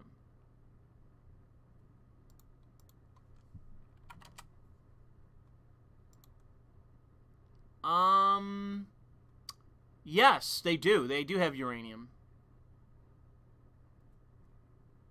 Hey, there you go. Okay, we got a reason. I mean, we have a way to pay it off. Lots of silver? Okay. Well, we got silver. We got uranium. Anything else?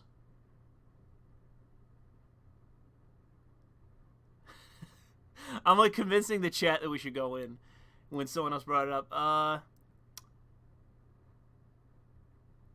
Who cares what the fuck? Well, Jack, who gives a fuck what the Mexican government thinks about anything? They're run by a fucking socialist. Fuck him.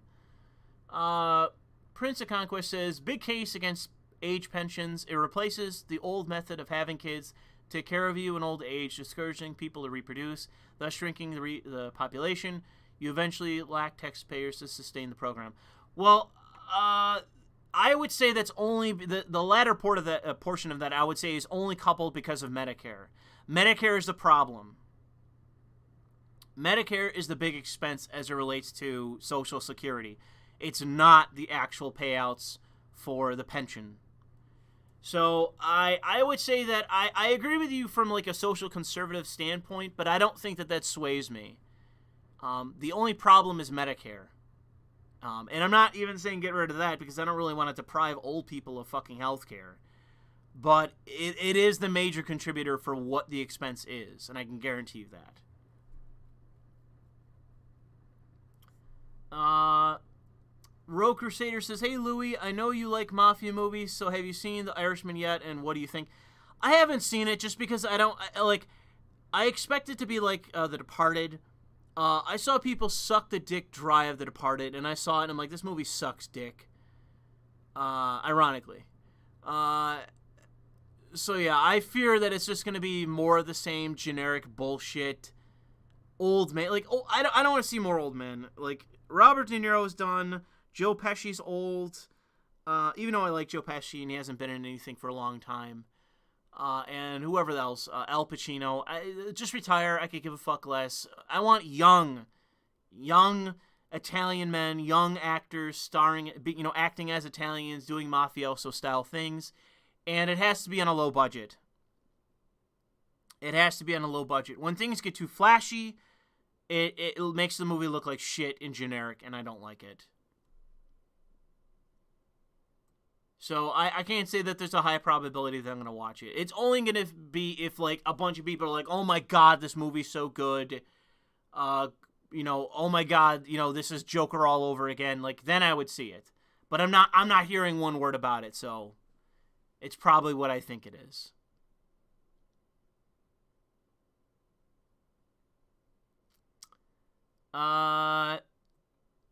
Sarcasm says, has I seen Kraut's video regarding China titled Trump's Biggest Failure? If so, what are my general thoughts about it, of his premise and arguments? I'm not aware of his video, so I can't really speak to it. But thanks for the super chat. I like The Sopranos. To Raid Blunter in the chat. I like The Sopranos. Subject to change. Legal immigration is actually going down under Trump admin. Activist judges keep trying to stop it, like the executive order signed last month, but it's working. I'd have to see the numbers, and I don't see the numbers. I see a lot of speculation as to what the numbers are, but I don't see the numbers. So I might appreciate what the current administration is doing, but I want to see the fucking numbers.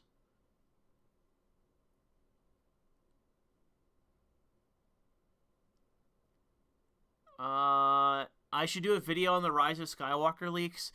I don't really want to. I talked to Rags, and who was it? Who was the other one I talked to the other day in that stream? I forget who it is. I know I talked to Rags though. Someone else brought it up too, of the leaks for that. I don't really care. The movie's coming out. Isn't the movie coming out this month? What fucking Star Wars? What is? I don't even know what the fucking movie's called. Rise of Skywalker. When the fuck is it coming out? December 20th. I don't care. I'm gonna probably go see it with a friend of mine. It's probably gonna be fucking awful. Maybe I'll even do a review of it. I don't care. It's gonna be so fucking bad. I don't even think it's gonna be like.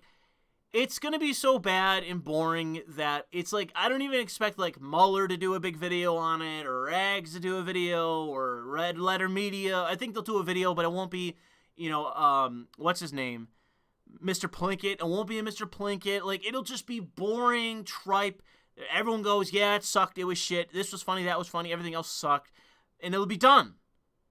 And that'll be it. I don't think it's gonna be another Last Jedi level of shit.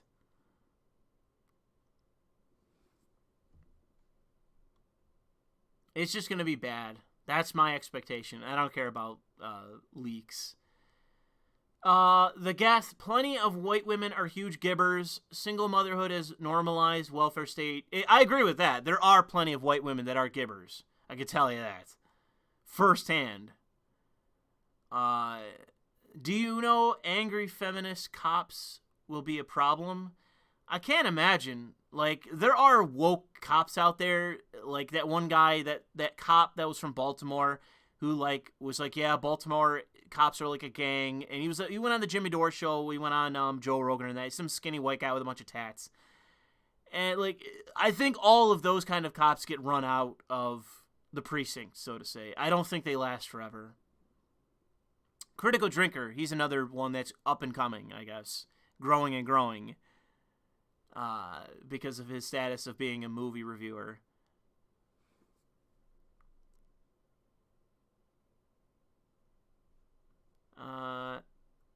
Let's see here.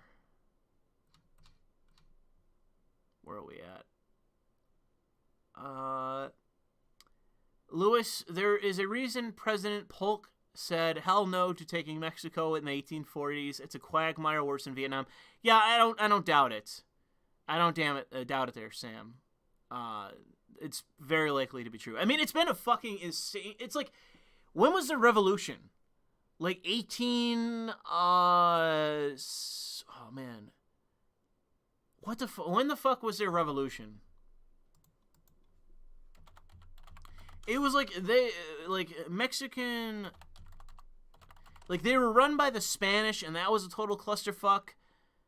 1910, okay. I thought it was older than that. But yeah, like, they revolted against, like, the Spanish leadership or fucking whatever. And it's like, it's always been a total shit show there.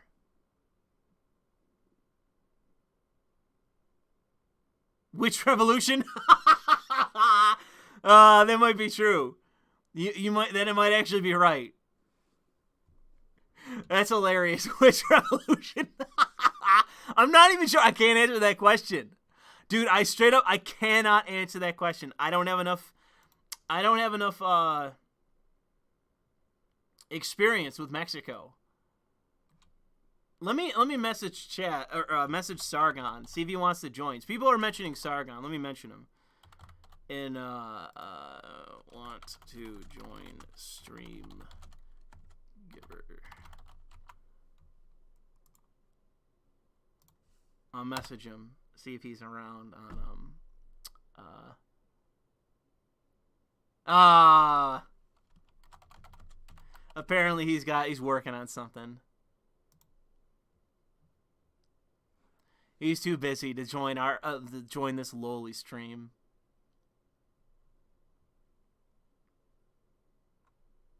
I'm not even sure who's around. Now people are saying get somebody else. I'm not even sure who's around.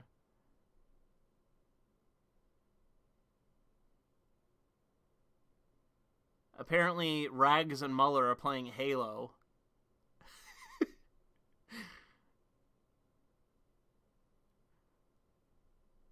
I don't know if anyone else is around, though, unfortunately.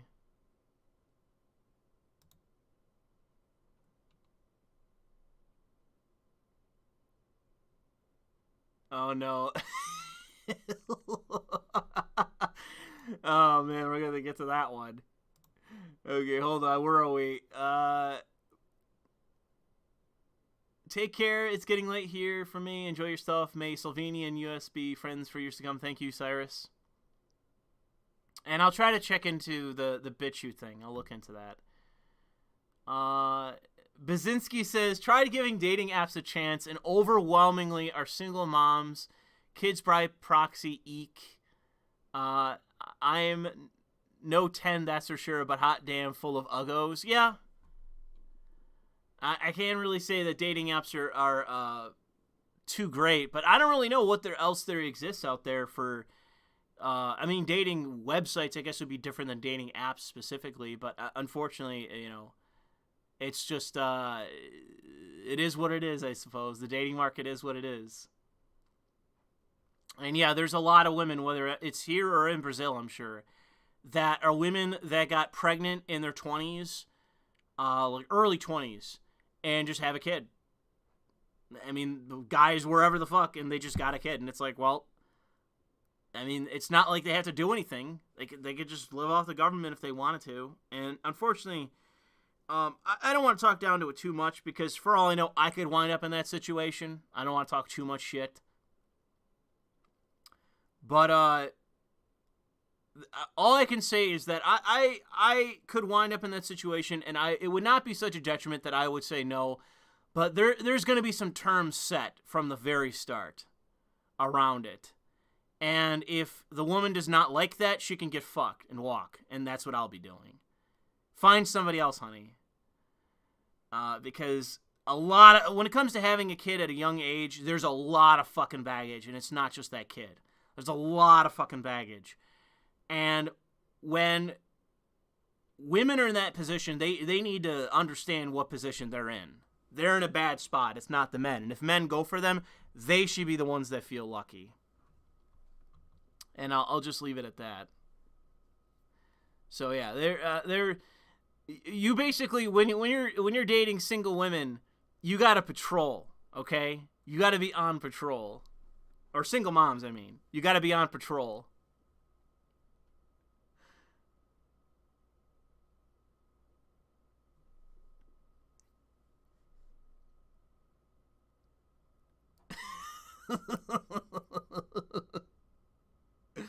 Dating apps are good if you want some HIP-ridden cum dumpsters that have 3 kids with 3 fathers, but doesn't raise any of them, but she will drink a lot and embarrass you. Well, I don't think that's true. I mean, I don't know what dating apps you're going on where, like, you're finding women with 3 children, and that's the norm. I think that's pushing it a little bit.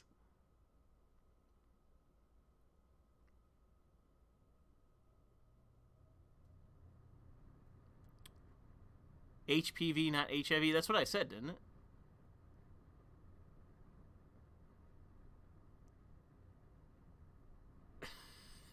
it? Well, anyways, I'll summarize this. I'll summarize the thing from Bazinski about the dating app and single moms.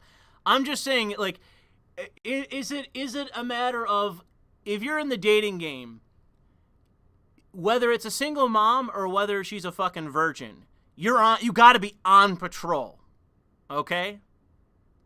I don't think at this point in time that men should just be tipping the fedora. Men should always be on patrol.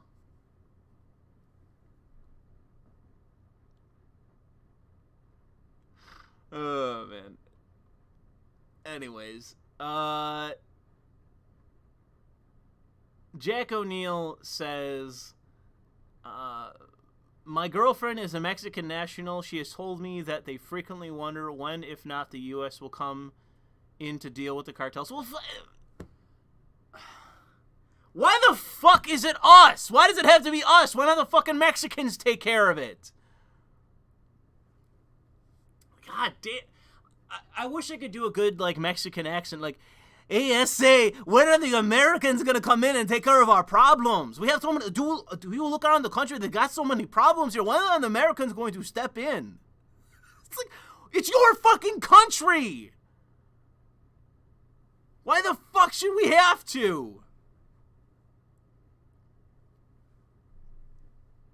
I mean, is it bad enough that we're giving gibs to all the gibbers in the United States? We also have to fucking police Mexico for the Mexicans? Jesus Christ. White man's burden. I mean, seriously! Is this the new white man's burden? Okay, okay. We have to establish some things here, okay? We have to establish some serious prerequisites to our intervention in Mexico. Number one, this is the new white man's burden. 2, 1A, essentially, the Mexicans have to admit this. We have to have a referendum in Mexico where they admit that this is the new white man's burden. 2, subsequent to 1 and 1A being completed, okay, every Mexican has to write a thank you card to every fucking American, thanking them for saving them. I expect a thank you card from every Mexican national, thanking me for the due diligence of the United States protecting them. And until that happens, until I get... How many Mexicans exist in Mexico? How many Mexicans are still left?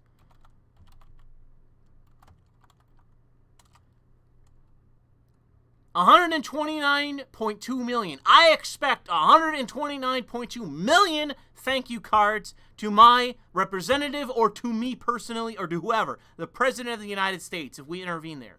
I want 129 million thank you cards. And they have to address the question of this being the new white man's burden, and they have to thank us for it. Then we intervene. When that happens, and only up until that happens, then we will intervene, or at least be willing to.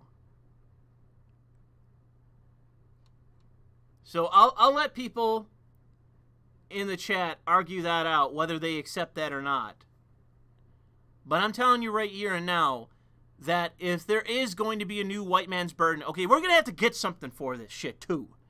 Okay, it isn't, I mean, thank you, I think thank you is sufficient, but I guarantee you that's not going to sell everybody. So we're going to have to get something in return for the new white man's burden of saving Mexicans from themselves, in essence, because that is the state of Mexico.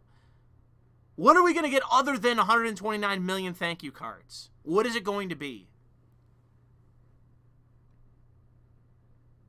All mining rights to the country? I don't know. That sounds kind of socialistic to me.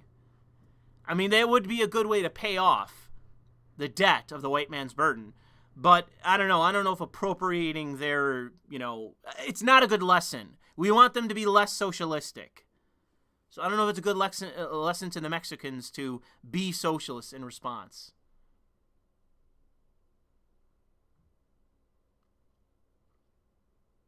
But yeah, Jack, you need to ask your fucking girlfriend. Like, I'm sure she's here and I'm sure she's lovely and all that. But, we got some serious questions here as to why is there an like, I guess don't ask if this is gonna, make your relationship an issue. But ask just, I mean, if I was in your situation where my girlfriend was a Mexican national and she said that to me, like, I'm too direct, I'm too honest. My first reaction would be, why is that our fucking problem? Like, maybe that might be a social faux pas on my part, but to me, it just begs the fucking question. You're a Mexican national living in the United States. You're like, yeah, America needs to intervene in Mexico. Fucking why? But yeah, Jack, don't ask a question if it's gonna, fuck up your relationship. But in my view, I would just say it. It would just be the first thing that would come to my mind. I'd have so little filter, it would just come out, and I'd ask the question, like, because to me, it's an unbelievable thing to say. It's an unbelievable thing to say. It's like you're a fucking Russian who's like, yeah. You know what we need? We need the United States to come in and overthrow our government and deal with the oligarchs and Putin and all the rest in Russia. We have so much crime. We have the Russian mafia. We need the Americans to intervene. It would be like a Russian saying that. It's like, fucking what?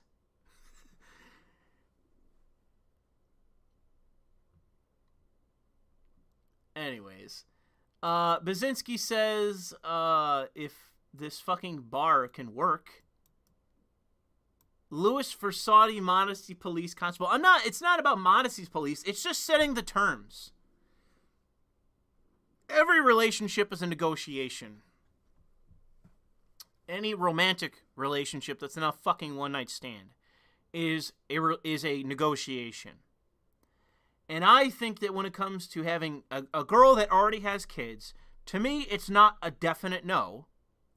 But from day one, there has to be some fucking terms. Because one of the things that I have that is a prerequisite for even dating is if you have a kid already, the father is gone and he stays gone and he is not in any way involved in this kid's life, is not involved in my life, is not involved in your life whatsoever. And if there is a question of that, then nope. Gone. I'm done. See ya. Because I'm not getting involved in some fucking domestic dispute on a daily basis. Not happening. So that to me is a prerequisite of dating a girl that already has a kid. Is the father of that kid has to be gone completely. That father might as well be fucking dead. Because we're never going to hear from him. We're never going to talk about him. We're never going to see him. Ever.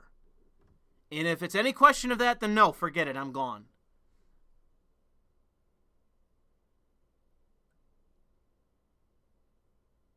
Oh, now we got some people in the chat saying mean things about if the kid's black. That's mean. I'm not going to go that far. That's mean. Come on. That kid can't help who his father is. That's mean.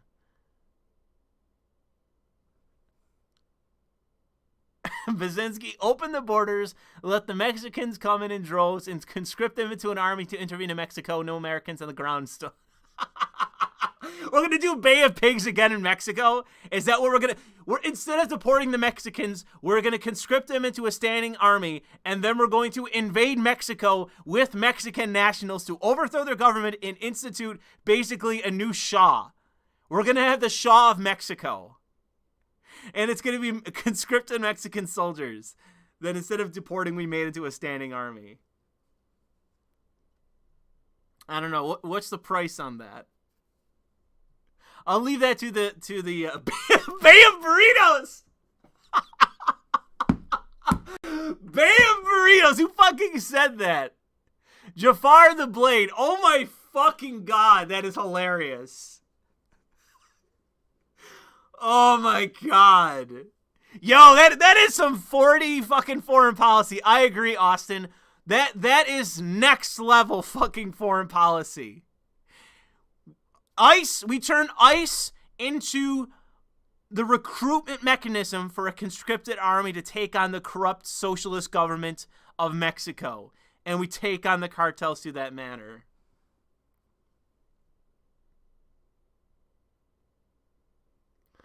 That is some good thinking right there. I have to say that I like the way some of you are thinking in the chat. That is some next level policy right there. Fucking, Jack, I see you have a super chat, but I can't fucking see it because of fucking YouTube and their stupid shit.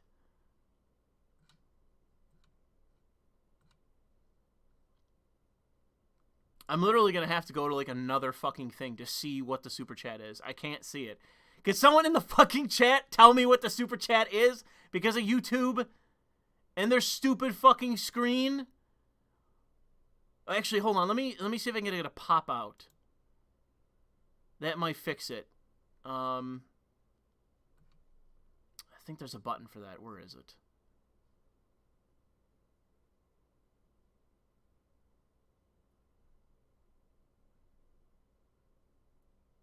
God damn it. Riveting's fucking material here, ladies and gentlemen.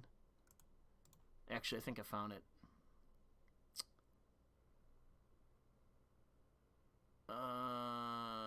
Nope. Fucking damn it. Fucking YouTube! Why must you do this to me? I hate this so much. Actually, let me see. I'll go to their new version. Let's see if I can find it. No, I'm already streaming. I'm already fucking streaming. Fucking dude, YouTube is so useless. Would you like to stream? I'm already streaming. I'm already streaming now, you goddamn assholes.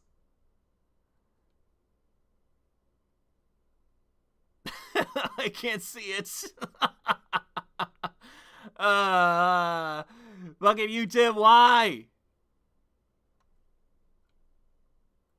It literally won't let me see it.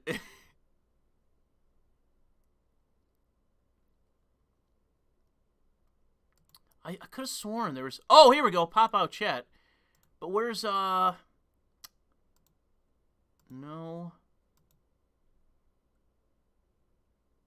What the fuck is wrong with this thing? Actually, let me see here. No.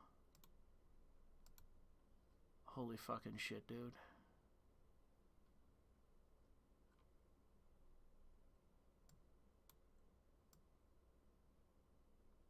I'll move this over to see if I can fix it. No, that's not it. That's not the one. Someone's reading something else. Oh, come on.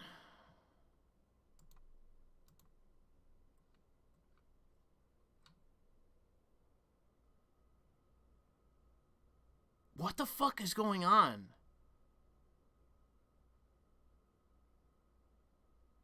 Don't worry, Louis. They also blame us for them. And there's another one.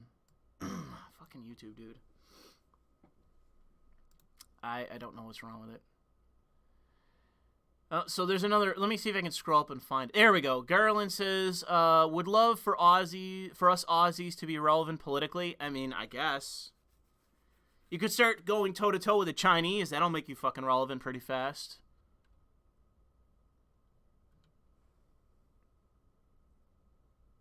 Okay, we're caught up now. Jack says, it's not that they expect us to handle it. They're wondering when the U.S. will get fed up with the Mexican government and take care of the cartels themselves. I mean, we appear to be at that point, Jack. I mean, if that's the case your girlfriend's making, like, we're pretty much there. That's where we are currently. I mean, the fucking... I mean, Trump could do it.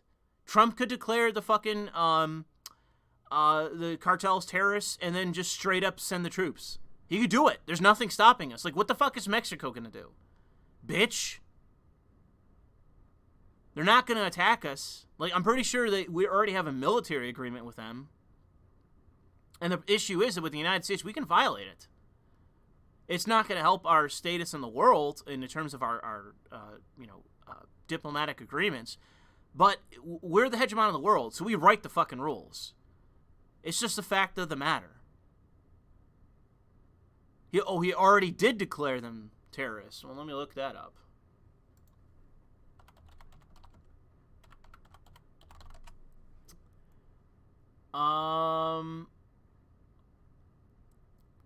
5 days ago. No, he hasn't. He plans to. As of 2 days ago, that's still what it is. He's planning to do it.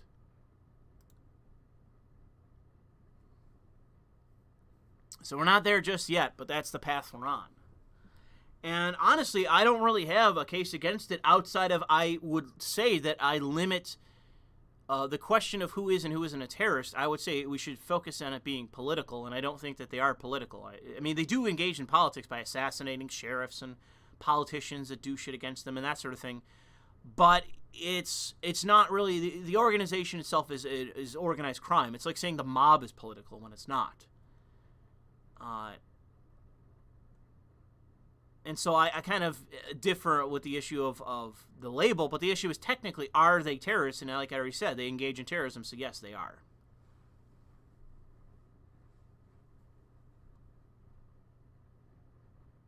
I'm surprised that when we were talking about dating earlier and, you know, women with kids already, I'm surprised no one brought up Destiny being in a bigamist, polyamorous relationship where he's sitting home playing video games and his fucking wife is getting rammed by Tyrone. Surprised more people aren't bringing that up, because they have been in the last couple of streams laughing at it.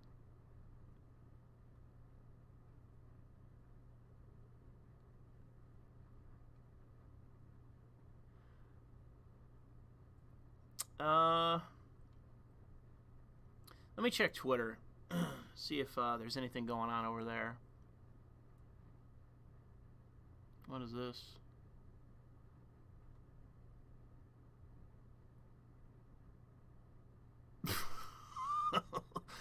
Okay, I don't know what that is. Stop moving.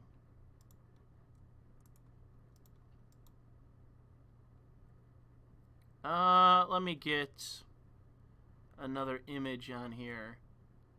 I can't do any lolis though, because I got it age restricted last time. When I did a loli picture on here, my freaking stream got age restricted, so I can't do it. No, that's probably loli. So let's see. Nah.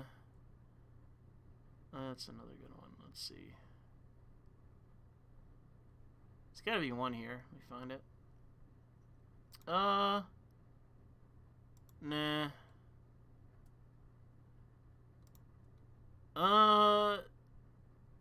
This one might get it age restricted, but I'm gonna do one anyways because I like it. This is a good one that I retweeted the other day. This is a very artistic one. You can tell because there's a lot of detail in it. So let me check see my saved tweets to see what else we have to talk about. Here's a good one. This tweet. Actually, I might save this for a news. The problem is I haven't done a news stream in a long time. Yeah, there's a bunch of news stuff here. Oh, here's a funny one. Now that we're talking about dating, this is irrelevant. Let's talk about this. This is one posted by Paul Joseph Watson. Let me quickly save this under Hangout. Binge drinking among American women doubles. Well, this is without children. So this is to the plus of women with children already.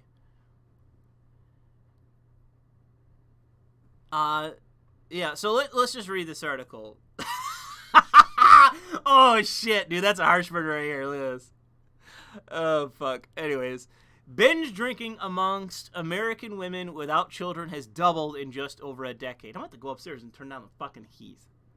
All right, I'll take off. I'm wearing a hoodie. I'll take that off. Fucking talking so much is making me warm. More than 4 in 10, 42% childless 30. Oh man, whoo, that demographic, dude. Oh my god, 30 to 44-year-olds. Oh man, that is like, oh my god, that is like the worst. That is the wall demographic. That is the fucking wall demographic right there. 30 to 44. Holy fuck. Because after 44, you know, it's like biologically, we're done. But man, this is the wall demographic right here speaking. We're having 5 or more drinks on any given occasion last year, compared to a fifth, 21% in 2006. Oh my god! Oh my god!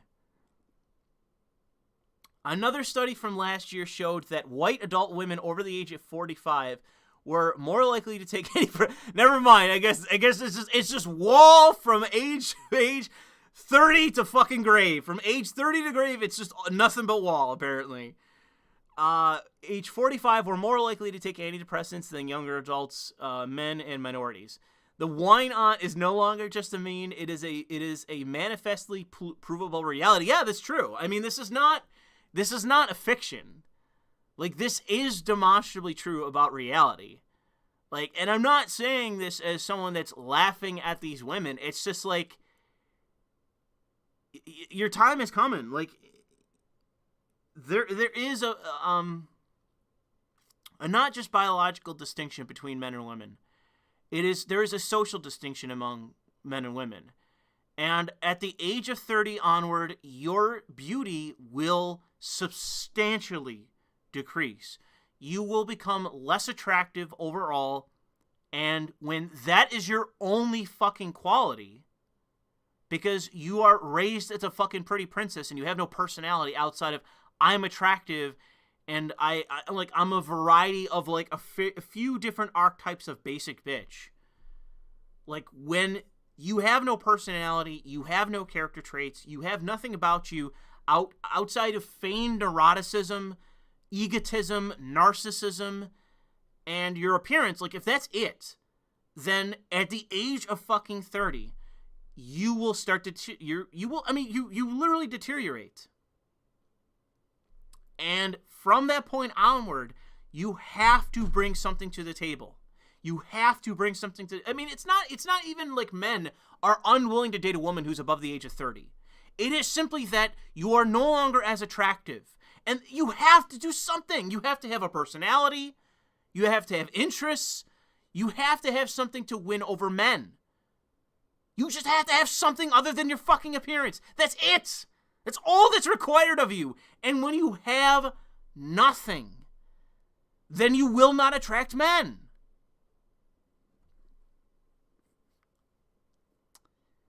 It's not, like, this is so, it's unbelievable to me. But it's like, unfortunately, this is a symptom of the decay of the Western world. It's like, so many women grow up thinking that all that matters is their physical appearance. And it's within a certain percentage. I'm not really sure what percentage it would be, but I'm telling you, it's got to be over 15%. This is a sizable minority of women. Anyways, let's continue reading. Many women have bought into social engineering propaganda that not having children provides them with freedom and happiness, when in reality it only makes them miserable and lonely. In addition, when these women reach their later years, there will be absolutely no one to take care of them, and many of them will die alone. That's a sad fact. The freedom to die alone, having lived a joyless, barren life of meaningless hedonism. So happy. Meanwhile, as we document in this recent video by Paul Joseph Watson, the epidemic of suicide of white, middle-aged, working-class men in America continues to be ignored by the media. Yes. A little bit of a segue to, promoting a video that's not exactly on topic. But, I'd love for Paul Joseph Watson to do another video on, like, the 30-year-old spinsters. Because it is a legit demographic that exists.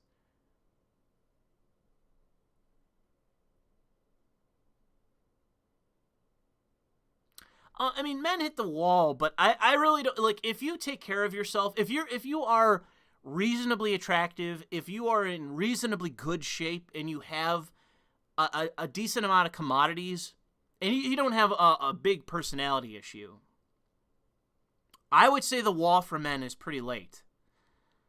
Because, especially if you're reasonably attractive and you age well, and men, there are plenty of men that do age well. I mean, a lot of it has to do with the hairline, I think. Like, if you have a busted hairline at the age of 20, then, like, you're basically gonna have to try to pull off bald, and only so many men can do that. But if you have good hair, if you're reasonably attractive, if you're in reasonably good shape, if you have a reasonably good job, and you have all the immunities that men should have past the age of like 25 that are expected of them, of pretty much anybody, their parents, anybody expects them to have. If you have what's required, I mean, we're talking about all the way to the age of fucking 50. You could be attractive to a good percentage of women. The very young ones and the ones that are looking like, if you're a 50-year-old man who has like everything going for him, and you meet a 30-year-old woman who already has a kid, you're telling me she's going to turn you down because you're 20 years older than her? She's gonna turn you down when you have everything going for you? Fuck no. No way. It's going to be something else. It's going to be personality, something like that. But if it's like, you're attractive, you got money, you look good, you're in good physical shape, all the rest of it. You're single, you're 50. You got all the immunities that a man could provide. She's age 30, she has a kid, or even if she doesn't have a kid. If she doesn't have a kid, she can negotiate a little bit more. But if she does have one, you're still within the window. You're not at the wall yet. So you can negotiate that in the chat, but that's my view of it. I think that men have a much greater window so long as they have certain qualifiers to them. There is age of like, if you're ugly, you're just ugly. Unfortunately, you're just suffering no matter what. If you're out of shape, such as myself, if you're not fat but you're still out of shape, it's not a plus. If you're in good shape, then it's a plus. If you got a house, if you got a job, if you got money to spare, you got vacation like I do, it's a plus. Because if the girls' worry is money, and it's like, don't worry about money, don't worry about vacation, don't worry about flights, don't worry about this. You want to go somewhere? We'll go somewhere. I can afford for us to go somewhere. You don't have to pay, I'll pay. If that's your concern, then there you go. You've alleviated that concern, you're a plus. Unfortunately, with women that I've found, it's the limited relationships that I had, you got to get them past high school mentality. Like, girls that have high school mentality, they're worthless. And usually that dies out in their 20s somewhere. But up until the point, my dad married a 35-year-old with no kids, and he's 50, works out and has a great job. But there you go. Congratulations to Sean's dad, who married a 35-year-old with no kids, and he's 50 years old. There you go. You know, he doesn't even have to work out that much, so long as he's not obese. You know what I mean? Just decent shape, and if he's got a good job, bam, there you go. It's not hard to get a woman with that your status. It doesn't matter if there's a 15, 20-year difference for men. So long as you're within a certain framework. So long as you fit a certain archetype. And the women you attract, the people will say, oh, gold diggers that, gold diggers this, gold diggers that. Not necessarily. Not necessarily. Gold diggers are going to be in their 20s. Not a 19-year-old is flirting with you and you're 55. Yeah, she's a fucking gold digger. She's looking for someone to pay her life. But if she's like 30, 35, she could be, but chances are kind of lower at that point that she's going to be a gold digger from what I know. Sean's dad's got big dick energy. I mean, it seems like Sean's dad's a Chad. It depends on her. It depends how good a shape she's in. If she's like if she's banging, so to say. Thank you, phone. If she's banging, then he's a Chad.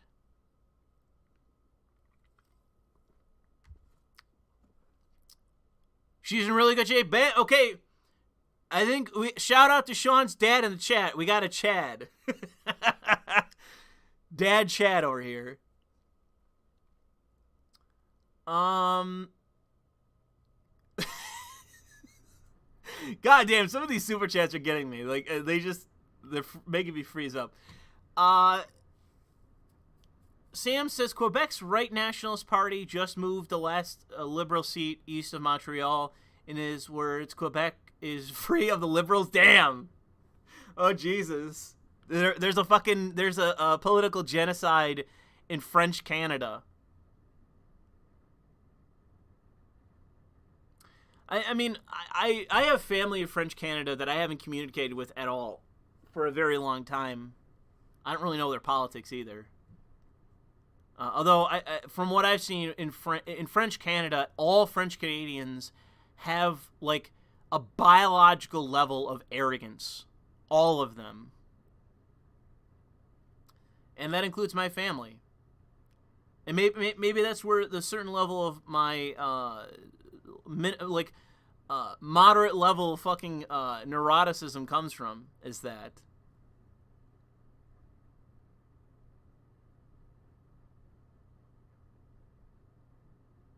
Why don't I communicate with them? Family is important. Because I haven't, like, the only person that communicated with was my grandfather. And, like, they had some minimum falling out a very, very long time ago.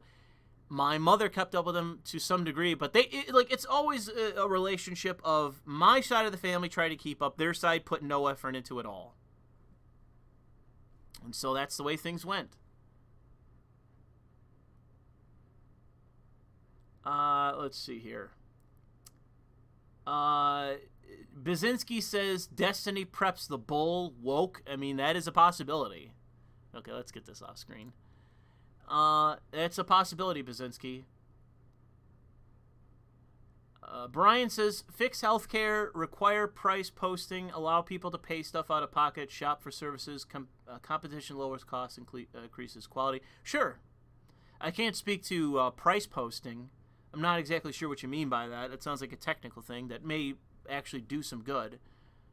The pay out of pocket stuff, I have to imagine that's already it's already possible now. It's just people don't want to because the prices are so high.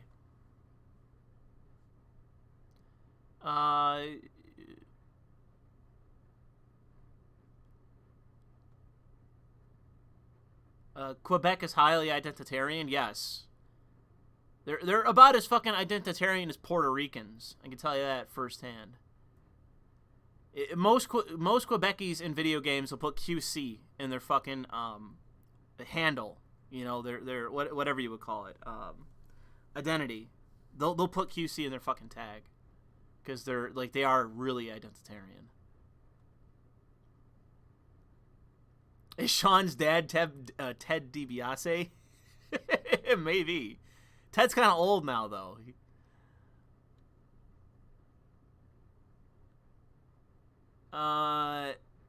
Binge drinking quadruples when sex bots come out. Okay. I don't know when sex bots are going to come. I think they're kind of far off in the distant future, considering the way things are going. And, if it comes out in the Clown World decade, that would be, oh my god, that would be the greatest thing in the world. Like, basically fucking, like, Detroit Become Human level sex bots come out in the next 10 years. That would be fucking magical.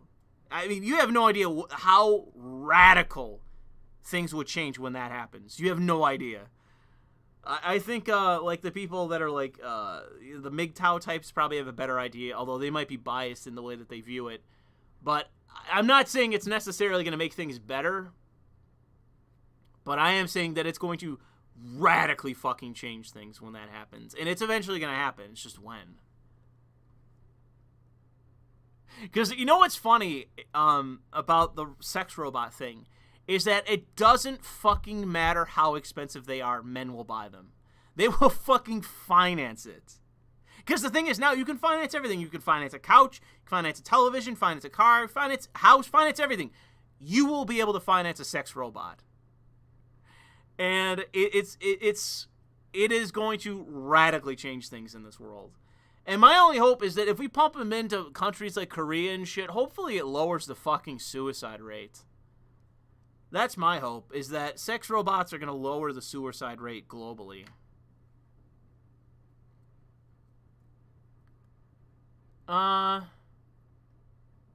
What would be nice, too, is if, the sex robots basically had, a talk to girls feature where they integrate all sorts of standard conversation pieces and you could basically have a normal conversation with the robot.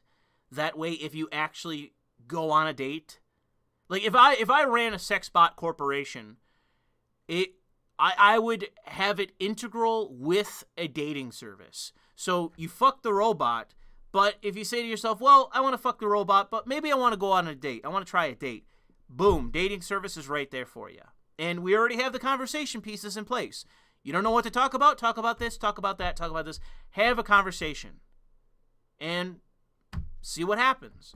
I think you could do a decent amount of good with also the amount of the sheer levels of money that are ready to be made based off of that.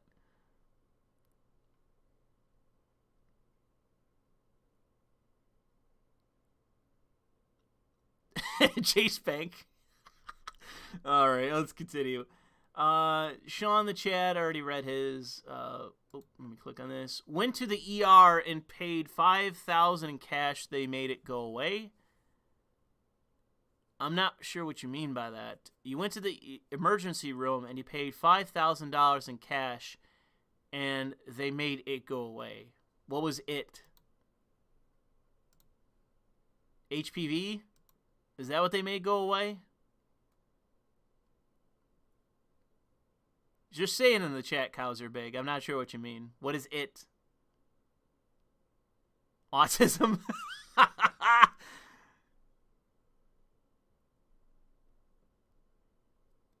HPV is for life? Well, it wasn't that then. The rest of the bills? I'm not following. I'm not following. Seize the means of pussy. There's probably a better way of saying that. Someone come up with a better way. Oh, get the fuck out of here, Malware Bites. Someone come up with a better way of saying seize the means of pussy. There's probably a funny way of saying that.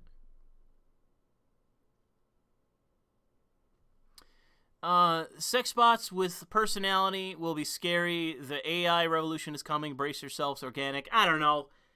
I don't think automation and AI and that is really just around the corner. It seems like a kind of a pipe dream right now. Seize the means of reproduction. Seize the wombs of production. Pussy economics. That sounds better.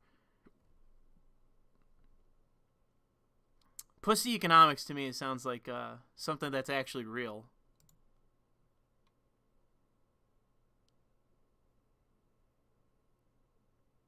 Because are we going to lie and say that pussy economics doesn't exist? Trickle down pussy economics. That's if you're a beta orbiter, that's what you believe in is trickle down pussy economics. It's not true though. Just like trickle down economics, it's not true.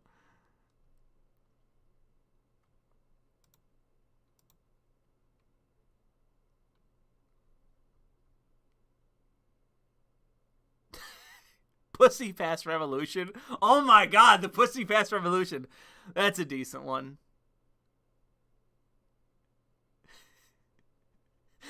Pussy redistribution revolution. What do you think of that?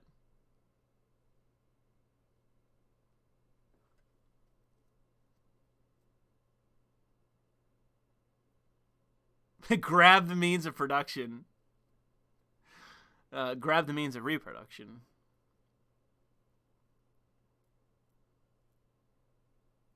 Okay, we'll go back to Twitter. Let me see if there's anything else. I could get rid of that. That's not really that good. Well, this is kind of close to home, but it's a news story, so I'll save that. Save that.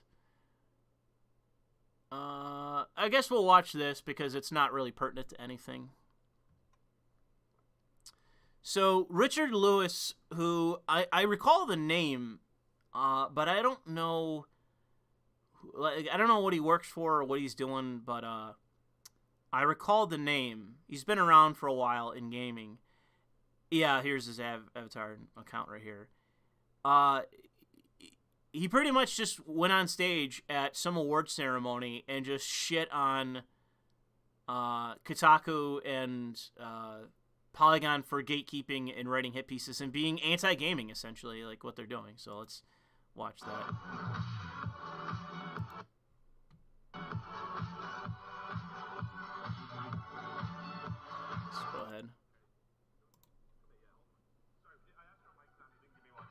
delegating my good friend here to be my mic stand. There's a few things I wanted to say. I know people have kept this speeches short. I'll try and do the same shit. I just want to say that I don't consider good journalism a competitive endeavor. I do consider, if you will accept it, I'm up here taking this award for everybody else in my field. There were some great names there. I'm real sorry it wasn't you guys. You will get your time. I got 2 of these. I won't get another one. There was a name. Let me pause there. Yeah, he's correct about that. He's not coming back after this. I can tell you that.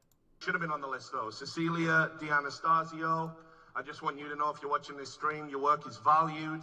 Your work is necessary. You could have just as easily been stood here giving a better speech than mine. So anyway, what I just want to talk about is why this award's important. Not my award that I won, because that would be narcissistic. All our awards. Because we have to look after ourselves. Because there's these external media companies, they're looking at esports, and they want to write the history, and they want to tell the stories. And you know who I'm talking about? Polygon, people like that. Waypoint, the Kotakus. Right? And their approach to writing about our thing is twofold. They've consistently embarrassed themselves. Sargon, did you make a video called Who Would Buy the NHS as I'm streaming called Buy the NHS? What the fuck are you doing? Is that what you were doing while I was streaming? You're fucking making a video called Who's Gonna Buy the NHS? Are you done now? Are you done being busy now? Are you still fucking around? What are you doing?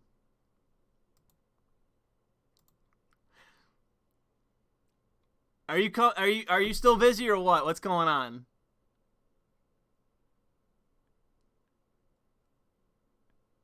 I'm gonna wait for this the chat to catch up.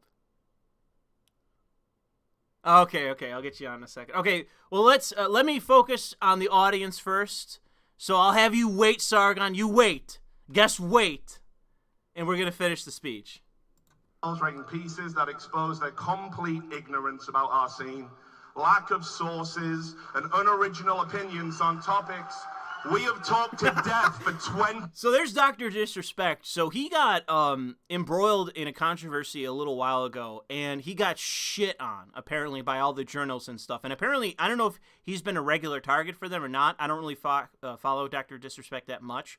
But he apparently is, like, an ongoing, like, what would it be? Not really controversy, but, like, rivalry with a whole bunch of different outlets. So that's why he's standing and clapping, because he fucking hates all of these people. 20 years. The second has been to write hit pieces and smears, mostly propagated on half-truths or out-and-out lies. And it's about some of you in this room. Give them hell. They write about it because they think if they get 1 or 2 or 12 of you out of the way, they can get their friends in, get their cronies in, take over and gatekeep our industry. So that is probably one of the truest statements said about gaming in the history of the industry. I mean, it's not just true for gaming journalism. It's absolutely true about that. But it's also true for the corporations, for the developers. The same thing is going on there. So let's compare and contrast. The reason I'm stood here is probably one story. I wrote a story about a great guy, one of our best ambassadors, Rick Fox, who was receiving racial abuse while he was in Echo Fox. It's a disgrace what happened to him. I love that guy. We all owe him a great debt. That's the kind of story I want to break, and that's the kind of story I want to fight for. Let's have a look at some of their greatest hits from the mainstream games press. Well, outside of Cecilia's work, it's not great. There were the lies that they printed about a CSGO major event being a Trump rally because the journalist misread a sign. Great work. What about the time they all rallied around to stop abuse of a female Overwatch player? That didn't exist. Which they would have found if they'd done a cursory fact check. And of course, there's the annual hit piece they write trying to cancel any one of you. Oh, what about that interview they did with the world's most popular streamer outside of a toilet? One throwaway quote still haunting him today. It's an outrage. So anyway, despite this, I want to welcome good journalists from a non-esports background into the scene, because there are hundreds of stories every year that must be told to make our industry better. I stuck it out for 15 years because I care. I care about this industry, I care about everyone in this room, and I care about everyone at home, and that's why I want to make it as best as it can be.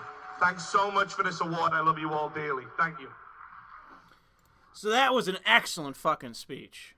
That was an excellent speech. It's very rare that you hear a speech that good, because, man, he just freaking, in a brief manner as well, because this is not even a 2-minute long speech. But, man, he lays it on thick and freaking ripping these people apart, and who absolutely deserve it. There's no one in the industry that deserves it more than the gaming journals, but I would say second to that, eventually someone's going to have to do a speech where they fucking shit on the industry itself with its laziness, its crying, its own like self-defeatist attitude, crying about everything all the time. Eventually, down the line, someone's going to have to actually, maybe it'll be him. Maybe it'll be Richard Lewis again, somewhere down the line. But it's very brave of him to do this, and he's probably, he's probably going to lose friends over this. And he's probably going to, it's going to restrict his ability to be successful within the existing industry. Because the last thing that anyone in the industry wants is a truth teller. That's the last thing anyone wants. They all want you to do your social activist bullshit and then promote their shitty sequels. That's what they want. So let me plug in my fucking headset. Fuck. And, gonna get Sargon in here. Let me just make sure, okay, get out of here, please. Gotta make sure I'm not recording with both mics. Okay. Nope. We were. See, that's why you gotta check it. That's why you gotta check it, because it started fucking broadcasting with that. I don't want that. Okay, let me turn on my background audio. Oops, I don't want to fuck around with the volume. Turn that down. Okay, let me bring Sargon in here, and I'll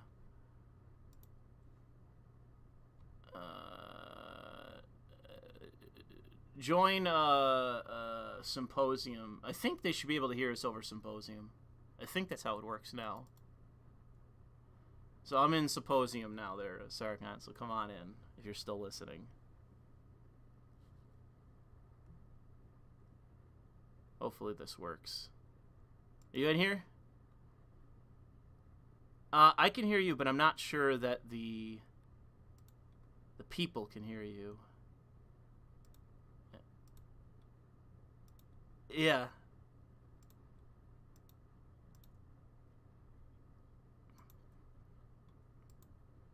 No, it's not. But give me a second, and I will do just that. I think this is the... Okay, go ahead and say something. Are you there? Yep, okay, let me turn you up. Right. Actually, I'll turn you up overall, so I can better hear you. There we go. Now you should be plenty loud. Right. Can we just salute in the chat to the absolute Chad that is Richard Lewis, calling them all out to their faces from this stage. That was amazing. I've been waiting for that since Gamergate. Yeah, I know, right?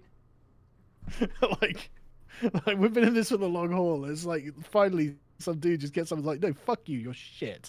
You're a cancer on the industry, get out. Just in slightly more polite language. Yeah. But, yeah.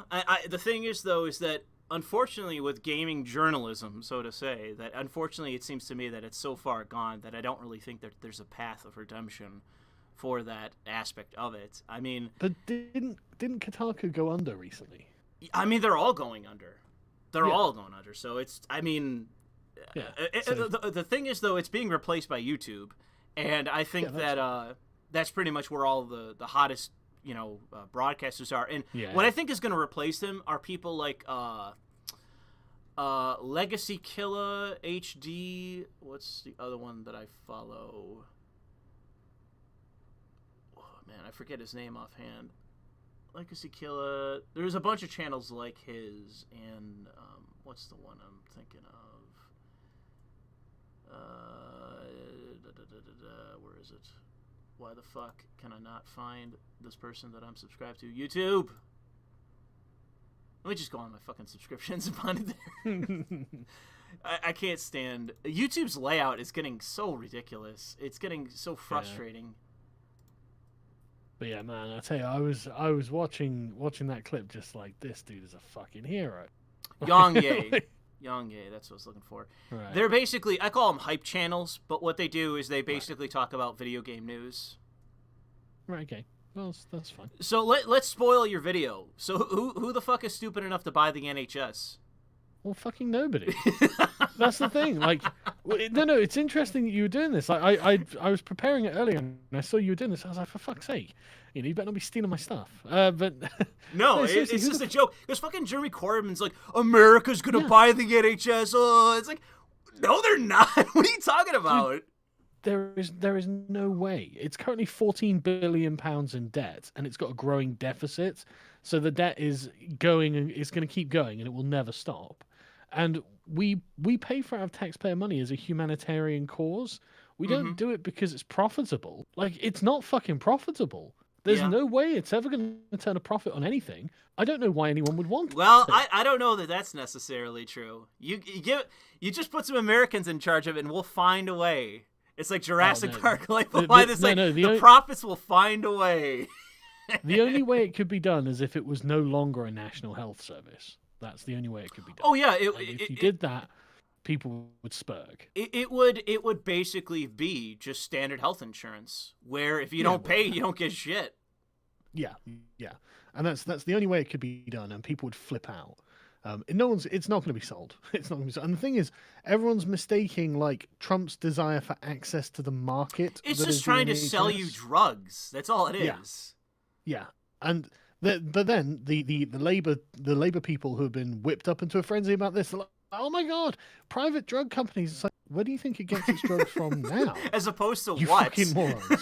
Yeah, well, that's the thing. I guess they think there are privately owned drug factories, publicly owned drug factories. Oh, it's like, okay, but surely we have to still buy the raw materials to make these drugs from the free market, right? Oh god, that's bad too. No, now we need our own mining equipment or something. I don't fucking know.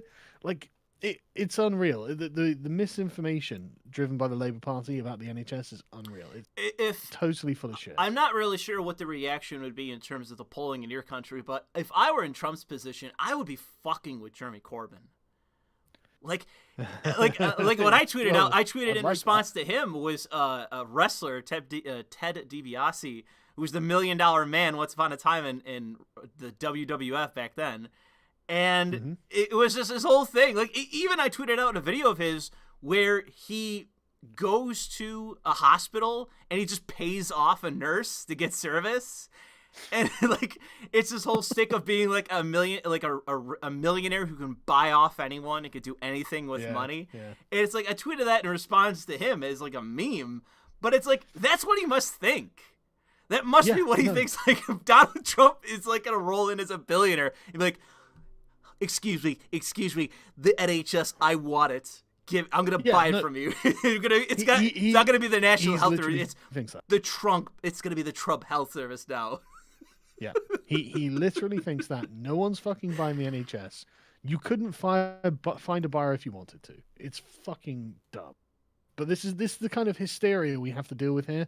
It's just hysteria. Like it is. No. Did you see the other day where he organizes some fucking conference and he goes up with some document and says this document proves that the Tories are going to sell off the NHS.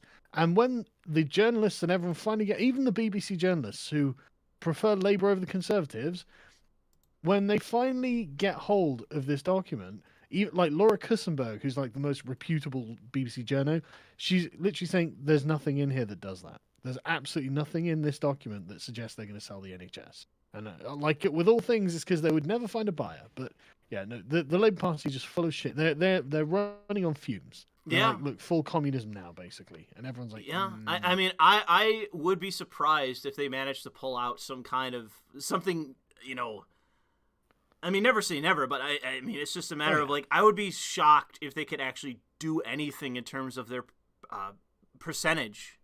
In terms of what they already control, it seems to me that they're going to lose quite a bit in this election. Yeah. There was an aggregate of polls and a YouGov one that was like something like 100,000 people polled or something, and basically, if this model, I can't remember the name of the model, MRP or something.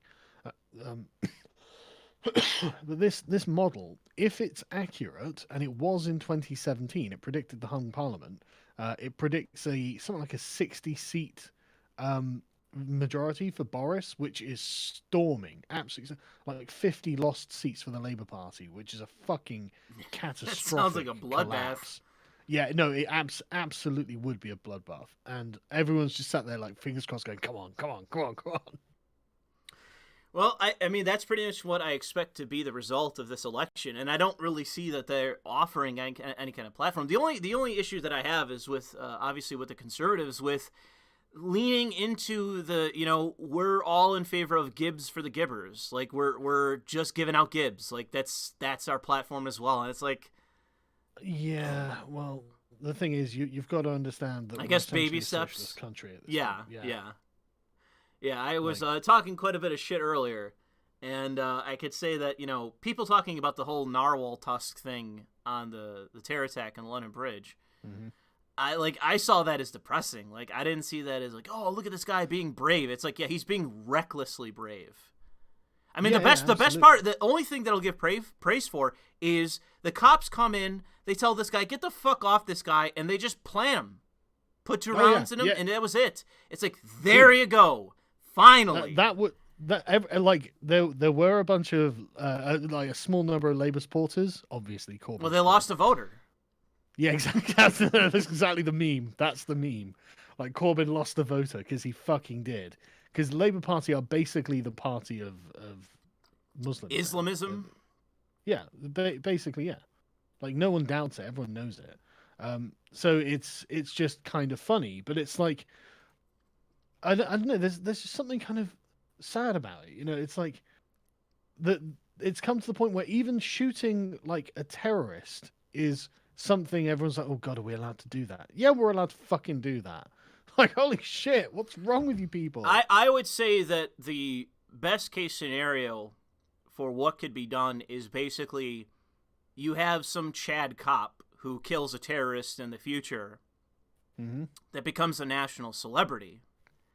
Yeah. And that, I think, could do a lot of good in basically acting as a preventative measure to suppress the terrorist, because then they will become more afraid that if we go out there and start stabbing people, we're just going to get fucking drilled by the cops. Yeah. That's best case scenario. And I think it's possible so long as the cops, like in that instance, I'm not sure whether he was given an order or he made the decision for himself, but basically when they tackled the guy to the ground, it didn't matter because they thought at the time that he had some kind of bomb vest on and he had like a makeshift one. They just basically ordered the guy who tackled him, he was ordered off, and that was it. They just executed him right there. It's like, there you go, finally. Because the fact is, what would have happened? That guy would have gone back to prison. He would have served another, whatever it was, half sentence, quarter sentence, would have went right back out in the street stabbing people. That's absolutely right. That's exactly what would have happened.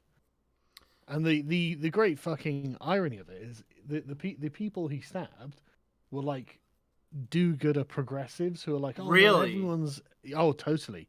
They've been to Cambridge. They've come from posh families.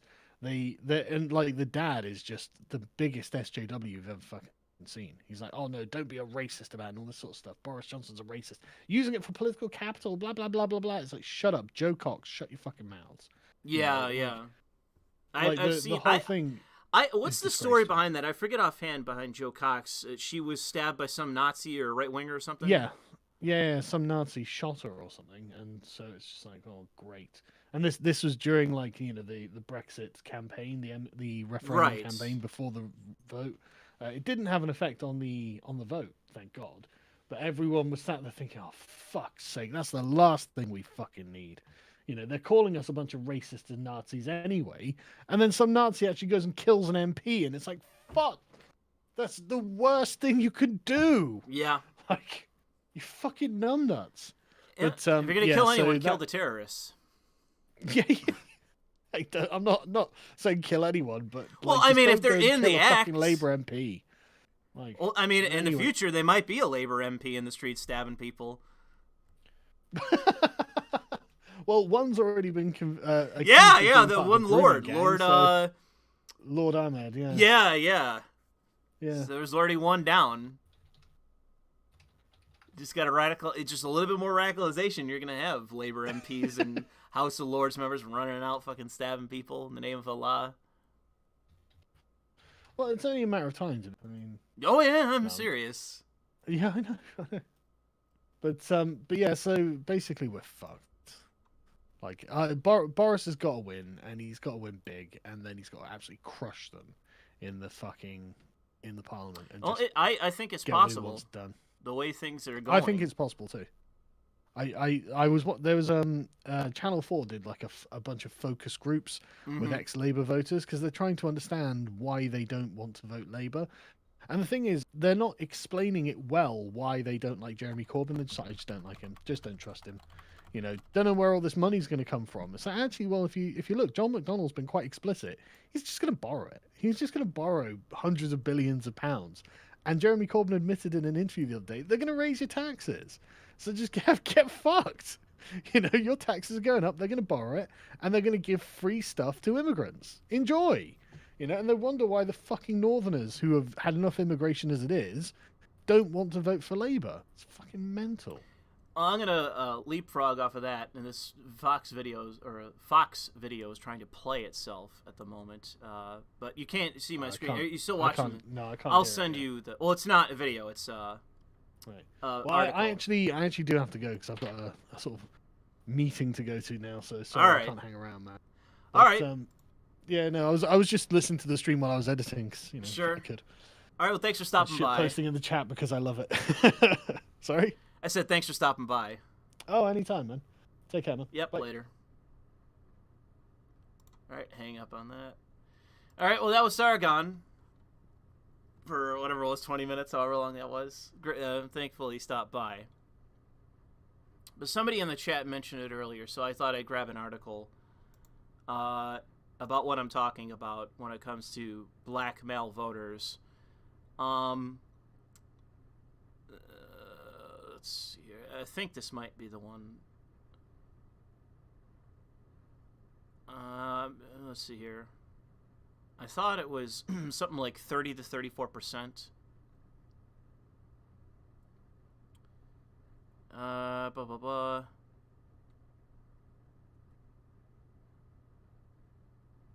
Yep, right here. There's two polls, one by Emerson College and one from Rasmussen, put black support for Trump, and this is overwhelmingly black male, above 34%. So Emerson poll shows 34.5%, and that's almost double what it was. And Rasmussen, which is more conservative leaning, shows it at 34% from blacks. Like I said, it's overwhelmingly male.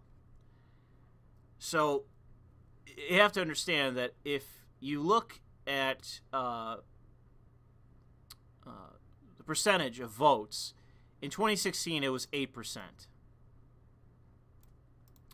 And in when it comes to John McCain and Mitt Romney, it was even worse. So tripling your support is not something you should ignore. And I would say that what the Republican Party needs to do is to sell a better alternative to blacks in terms of a life. And rather than focus on being black, have it focused on being an American. Have it be a message of unity.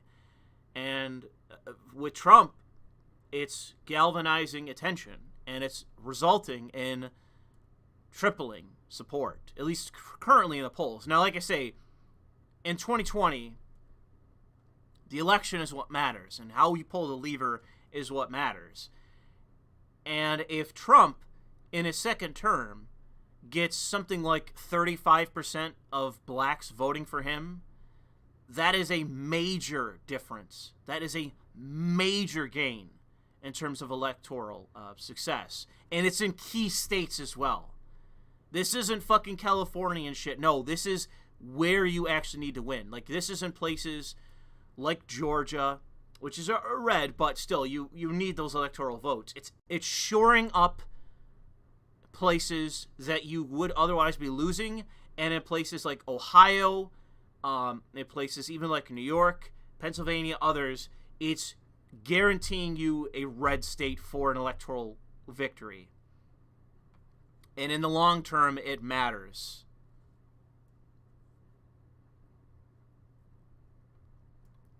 So we'll just have to see. That's my only point, is we'll have to see. Yeah, I've already conceded on black women, their fearless leader. I've already said that the way it's going with black women, that I don't know what they can do.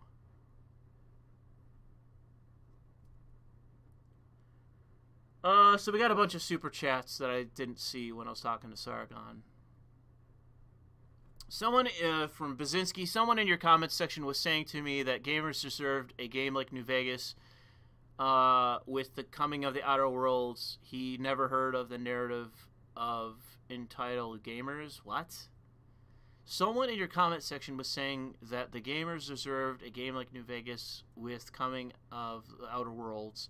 He's never heard of the narrative of entitled gamers. Well, he must be under a fucking rock. Is there a solution to women other than God? I can't answer the question of that.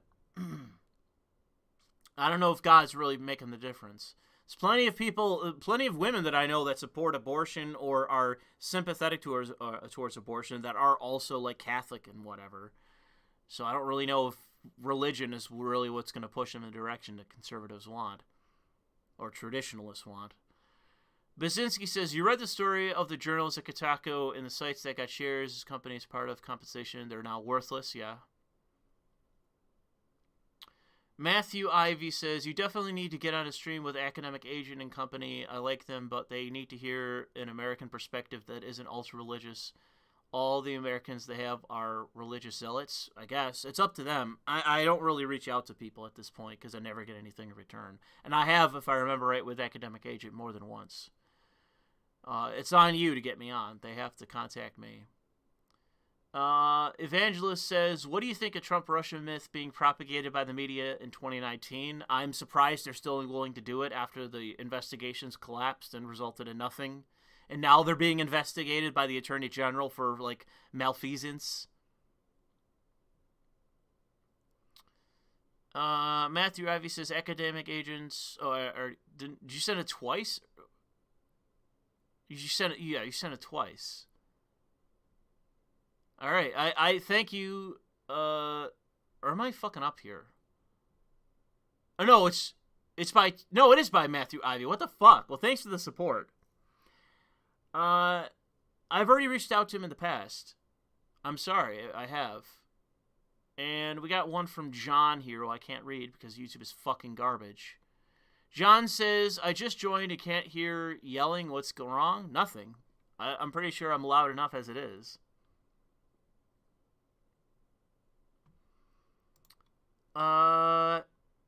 And we could probably summarize this stream fairly shortly because I was going to go out and get some food. And I think one of my parents called me while I was streaming, so I'll have to get to that. Let me find a new picture, though.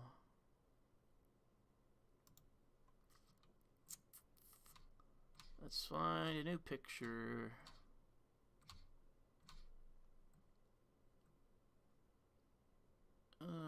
There's probably one here. Where are we? Let's find one.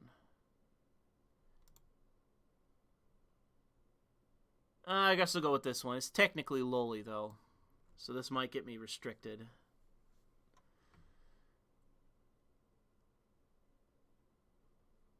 Oh, Bazinski's bringing up fucking Biden's leg hair, that video of him that's going around. I think that's like an older video of him, too, where he's just rambling about shit.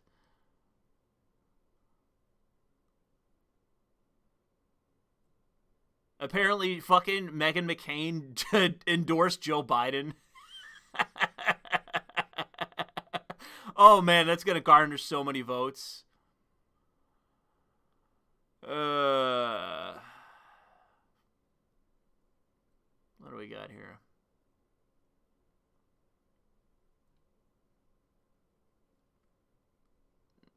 What is this?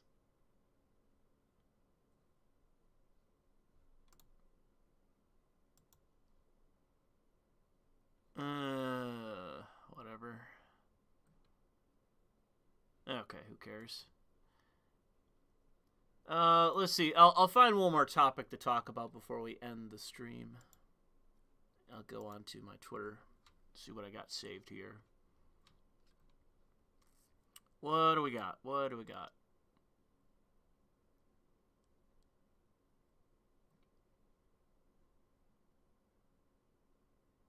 What the fuck is this?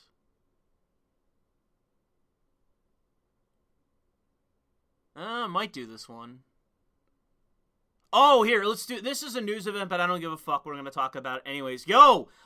We caught another fucking spy! We caught another fucking spy! You know, I've been talking about this shit all fucking year, and it keeps fucking happening. We keep capturing fucking Chinese spies who have infiltrated our fucking government. And I was really tempted to do a video basically advocating that because of, like, how often this keeps happening, how often we keep finding Chinese spies, that we should just straight up ban foreign nationals from serving in our armed forces. Because it is getting fucking ridiculous. If you immigrate to the United States, I mean... in my opinion, if you're caught as a spy, you should be fucking deported. Your citizenship should be fucking revoked. I don't care if you've gone through the naturalization process. You should have your citizenship revoked. You should be fucking deported. If you're a spy who's been convicted. This is unbelievable that we keep capturing fucking spies. This is all year, dude. It's been non-stop stories of this shit. And I don't understand why this keeps happening and we're just turning, like, oh, the army is so diverse, the navy's so diverse, the armed forces are so diverse, we have all these immigrants in it. Well, that's not good. It's not good to have officers in the military that are fucking foreign-born. Because they apparently have no fucking loyalty here. Like Lieutenant Fan Yang and his wife Yang Yang, who were engaged in illegal activity and were very likely to be fucking spies.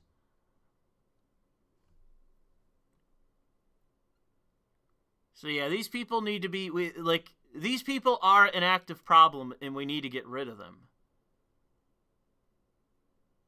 Yes, the woman's name is Yang Yang.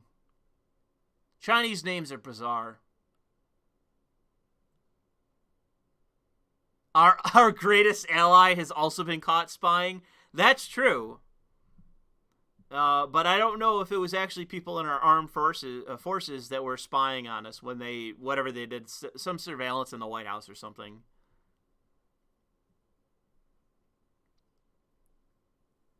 Andrew Yang is a spy.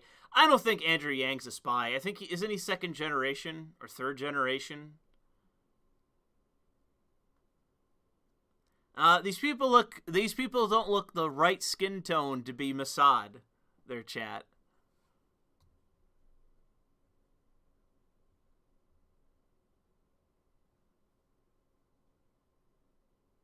Kong Dong, that's, Kong Rong, that's a person from, Romance period in, China.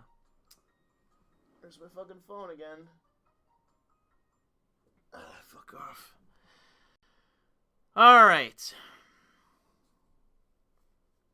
Let's, I'll go, I think we're on Super Chats.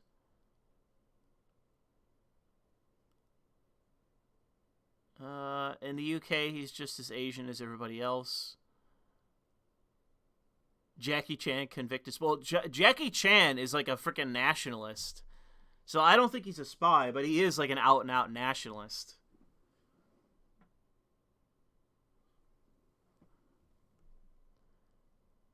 Asian merger running into a snag, Louis. Well, I'm not saying that there's a problem here with the Asian merger. I am saying specifically it's a problem of people in our fucking government.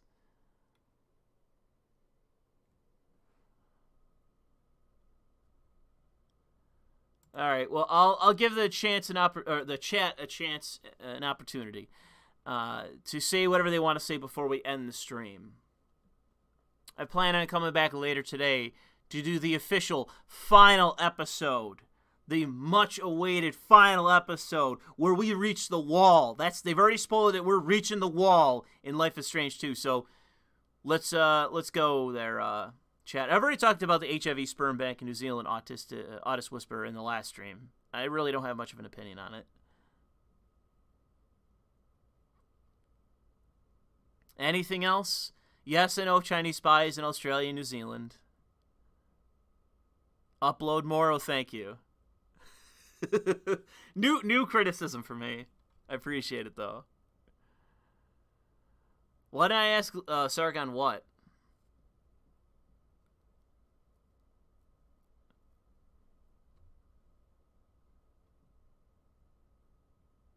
You played Persona 5, and it was the best game played in years. Well, I would say you should have waited. I'm waiting for Persona Royale to come out. It's coming out March whatever. I just retweeted it earlier today. They did their launch trailer. I'll be getting that.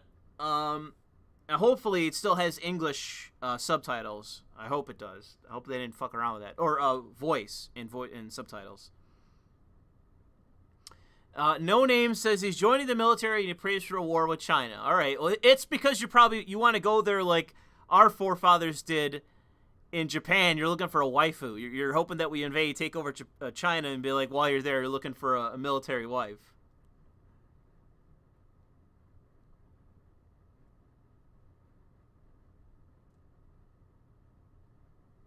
Oh, I forgot to ask Sargon about the degenerate furries on his Discord. I'm unaware of the degenerate furries on his Discord.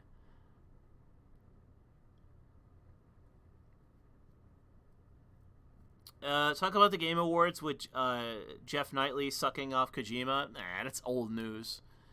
Old news, bruh.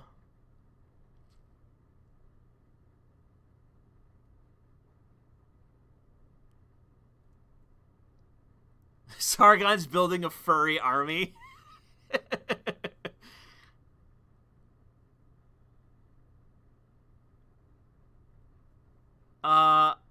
Thing you hated about Persona 5 is a long-ass tutorial. Yeah, I agree with that. There is a very long tutorial in Persona 5. I will agree with you there. Autist Whisperer, I have been... I'm currently on vacation from work. And I'm looking for a new job while I'm on vacation. But yeah, the work is still shit. But as soon as I wrap this up, I'll be working on some content. And like I said, I'll be having to get the stream put together for later. Persona 4 Golden is best. I had a mixed opinion of Persona 4. The music was pretty good, Persona 4. I don't know how much I like the characters, though. I like the characters far more in Persona 5.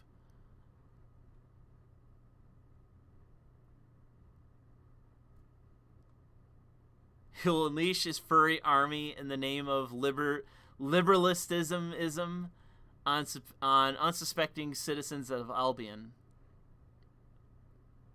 Furries are spies from Sodom. Gotta catch them, too.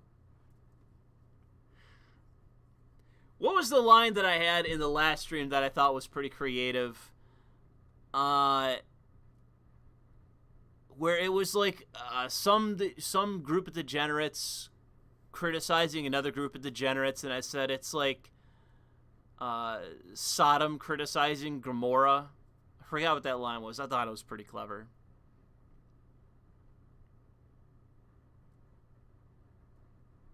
Sam says, China stuff make me want to watch 55 Days in Peking.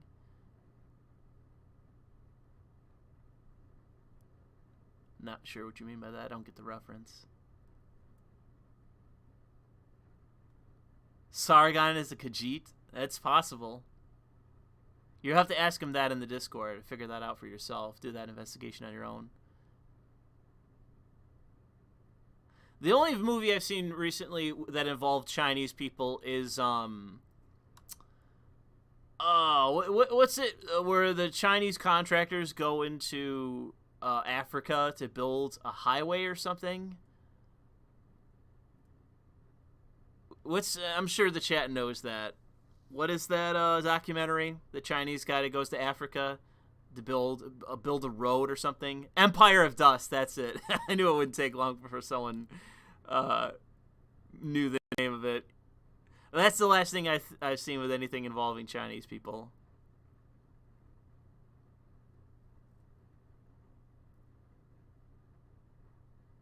I've seen there's been plenty of articles about China or Japan and immigrants. Yeah, it is the movie. It's So Tiring, the movie. It's So Tiresome. Let me find that line. It's such a great movie because the fucking Chinese people are racist as shit too. Oh, here it is. Let me get it on screen. It's the best line of the movie.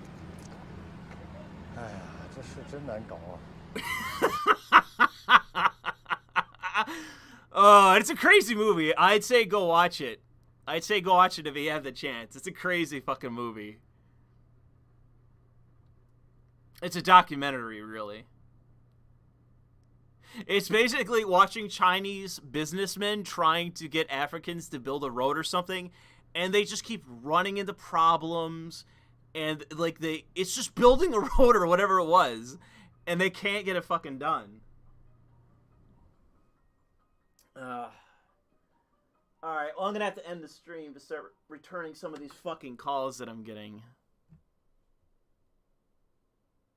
Was it a rail line or was it what was it? What were they trying to build? Was it a road, a rail line? What was it?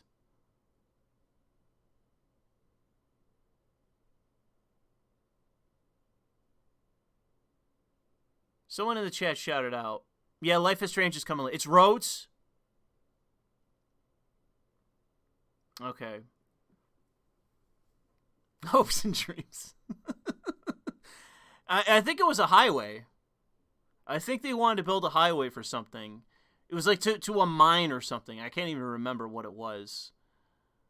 But yeah, people in the chat basically said like the British or whoever it was, the French, whoever it was that built all the infrastructure in the company, the citizens there, the Africans, they just let it all completely deteriorate and fall apart. And unfortunately, what the Chinese were doing was trying to make the country more functional, more modern, and more productive. And they just couldn't do it. And it's something as simple as building a highway, they couldn't fucking get it done.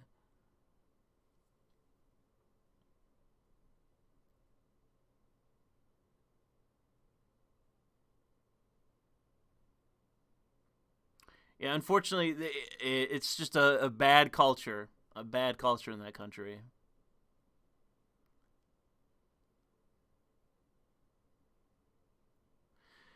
Alright, well, if that's it for now. I'll be back later to do the stream, but I gotta answer some phone calls, apparently. So I will talk to you later. I believe I got to all the super chats. So no complaining about that. Yeah, I did. So I'm probably going to get some food as well. So I will talk to all of you later. And thank you for joining me. At a good turnout for today, despite starting in the afternoon and now heading towards the evening. And I'll be back in a few hours to finish up. I mean, there's zero chance we're going to get any Asian puss in Life is Strange 2. It's just not happening. So it's not happening there, guys. I'm sorry to say. But we're going to find out what happens in the final episode of Life is Strange 2. And I can only hope it's like the first two and it makes me laugh uncontrollably. Because the last couple haven't been that good. I'm hoping it's as good. Alright, so I'll talk to you guys soon.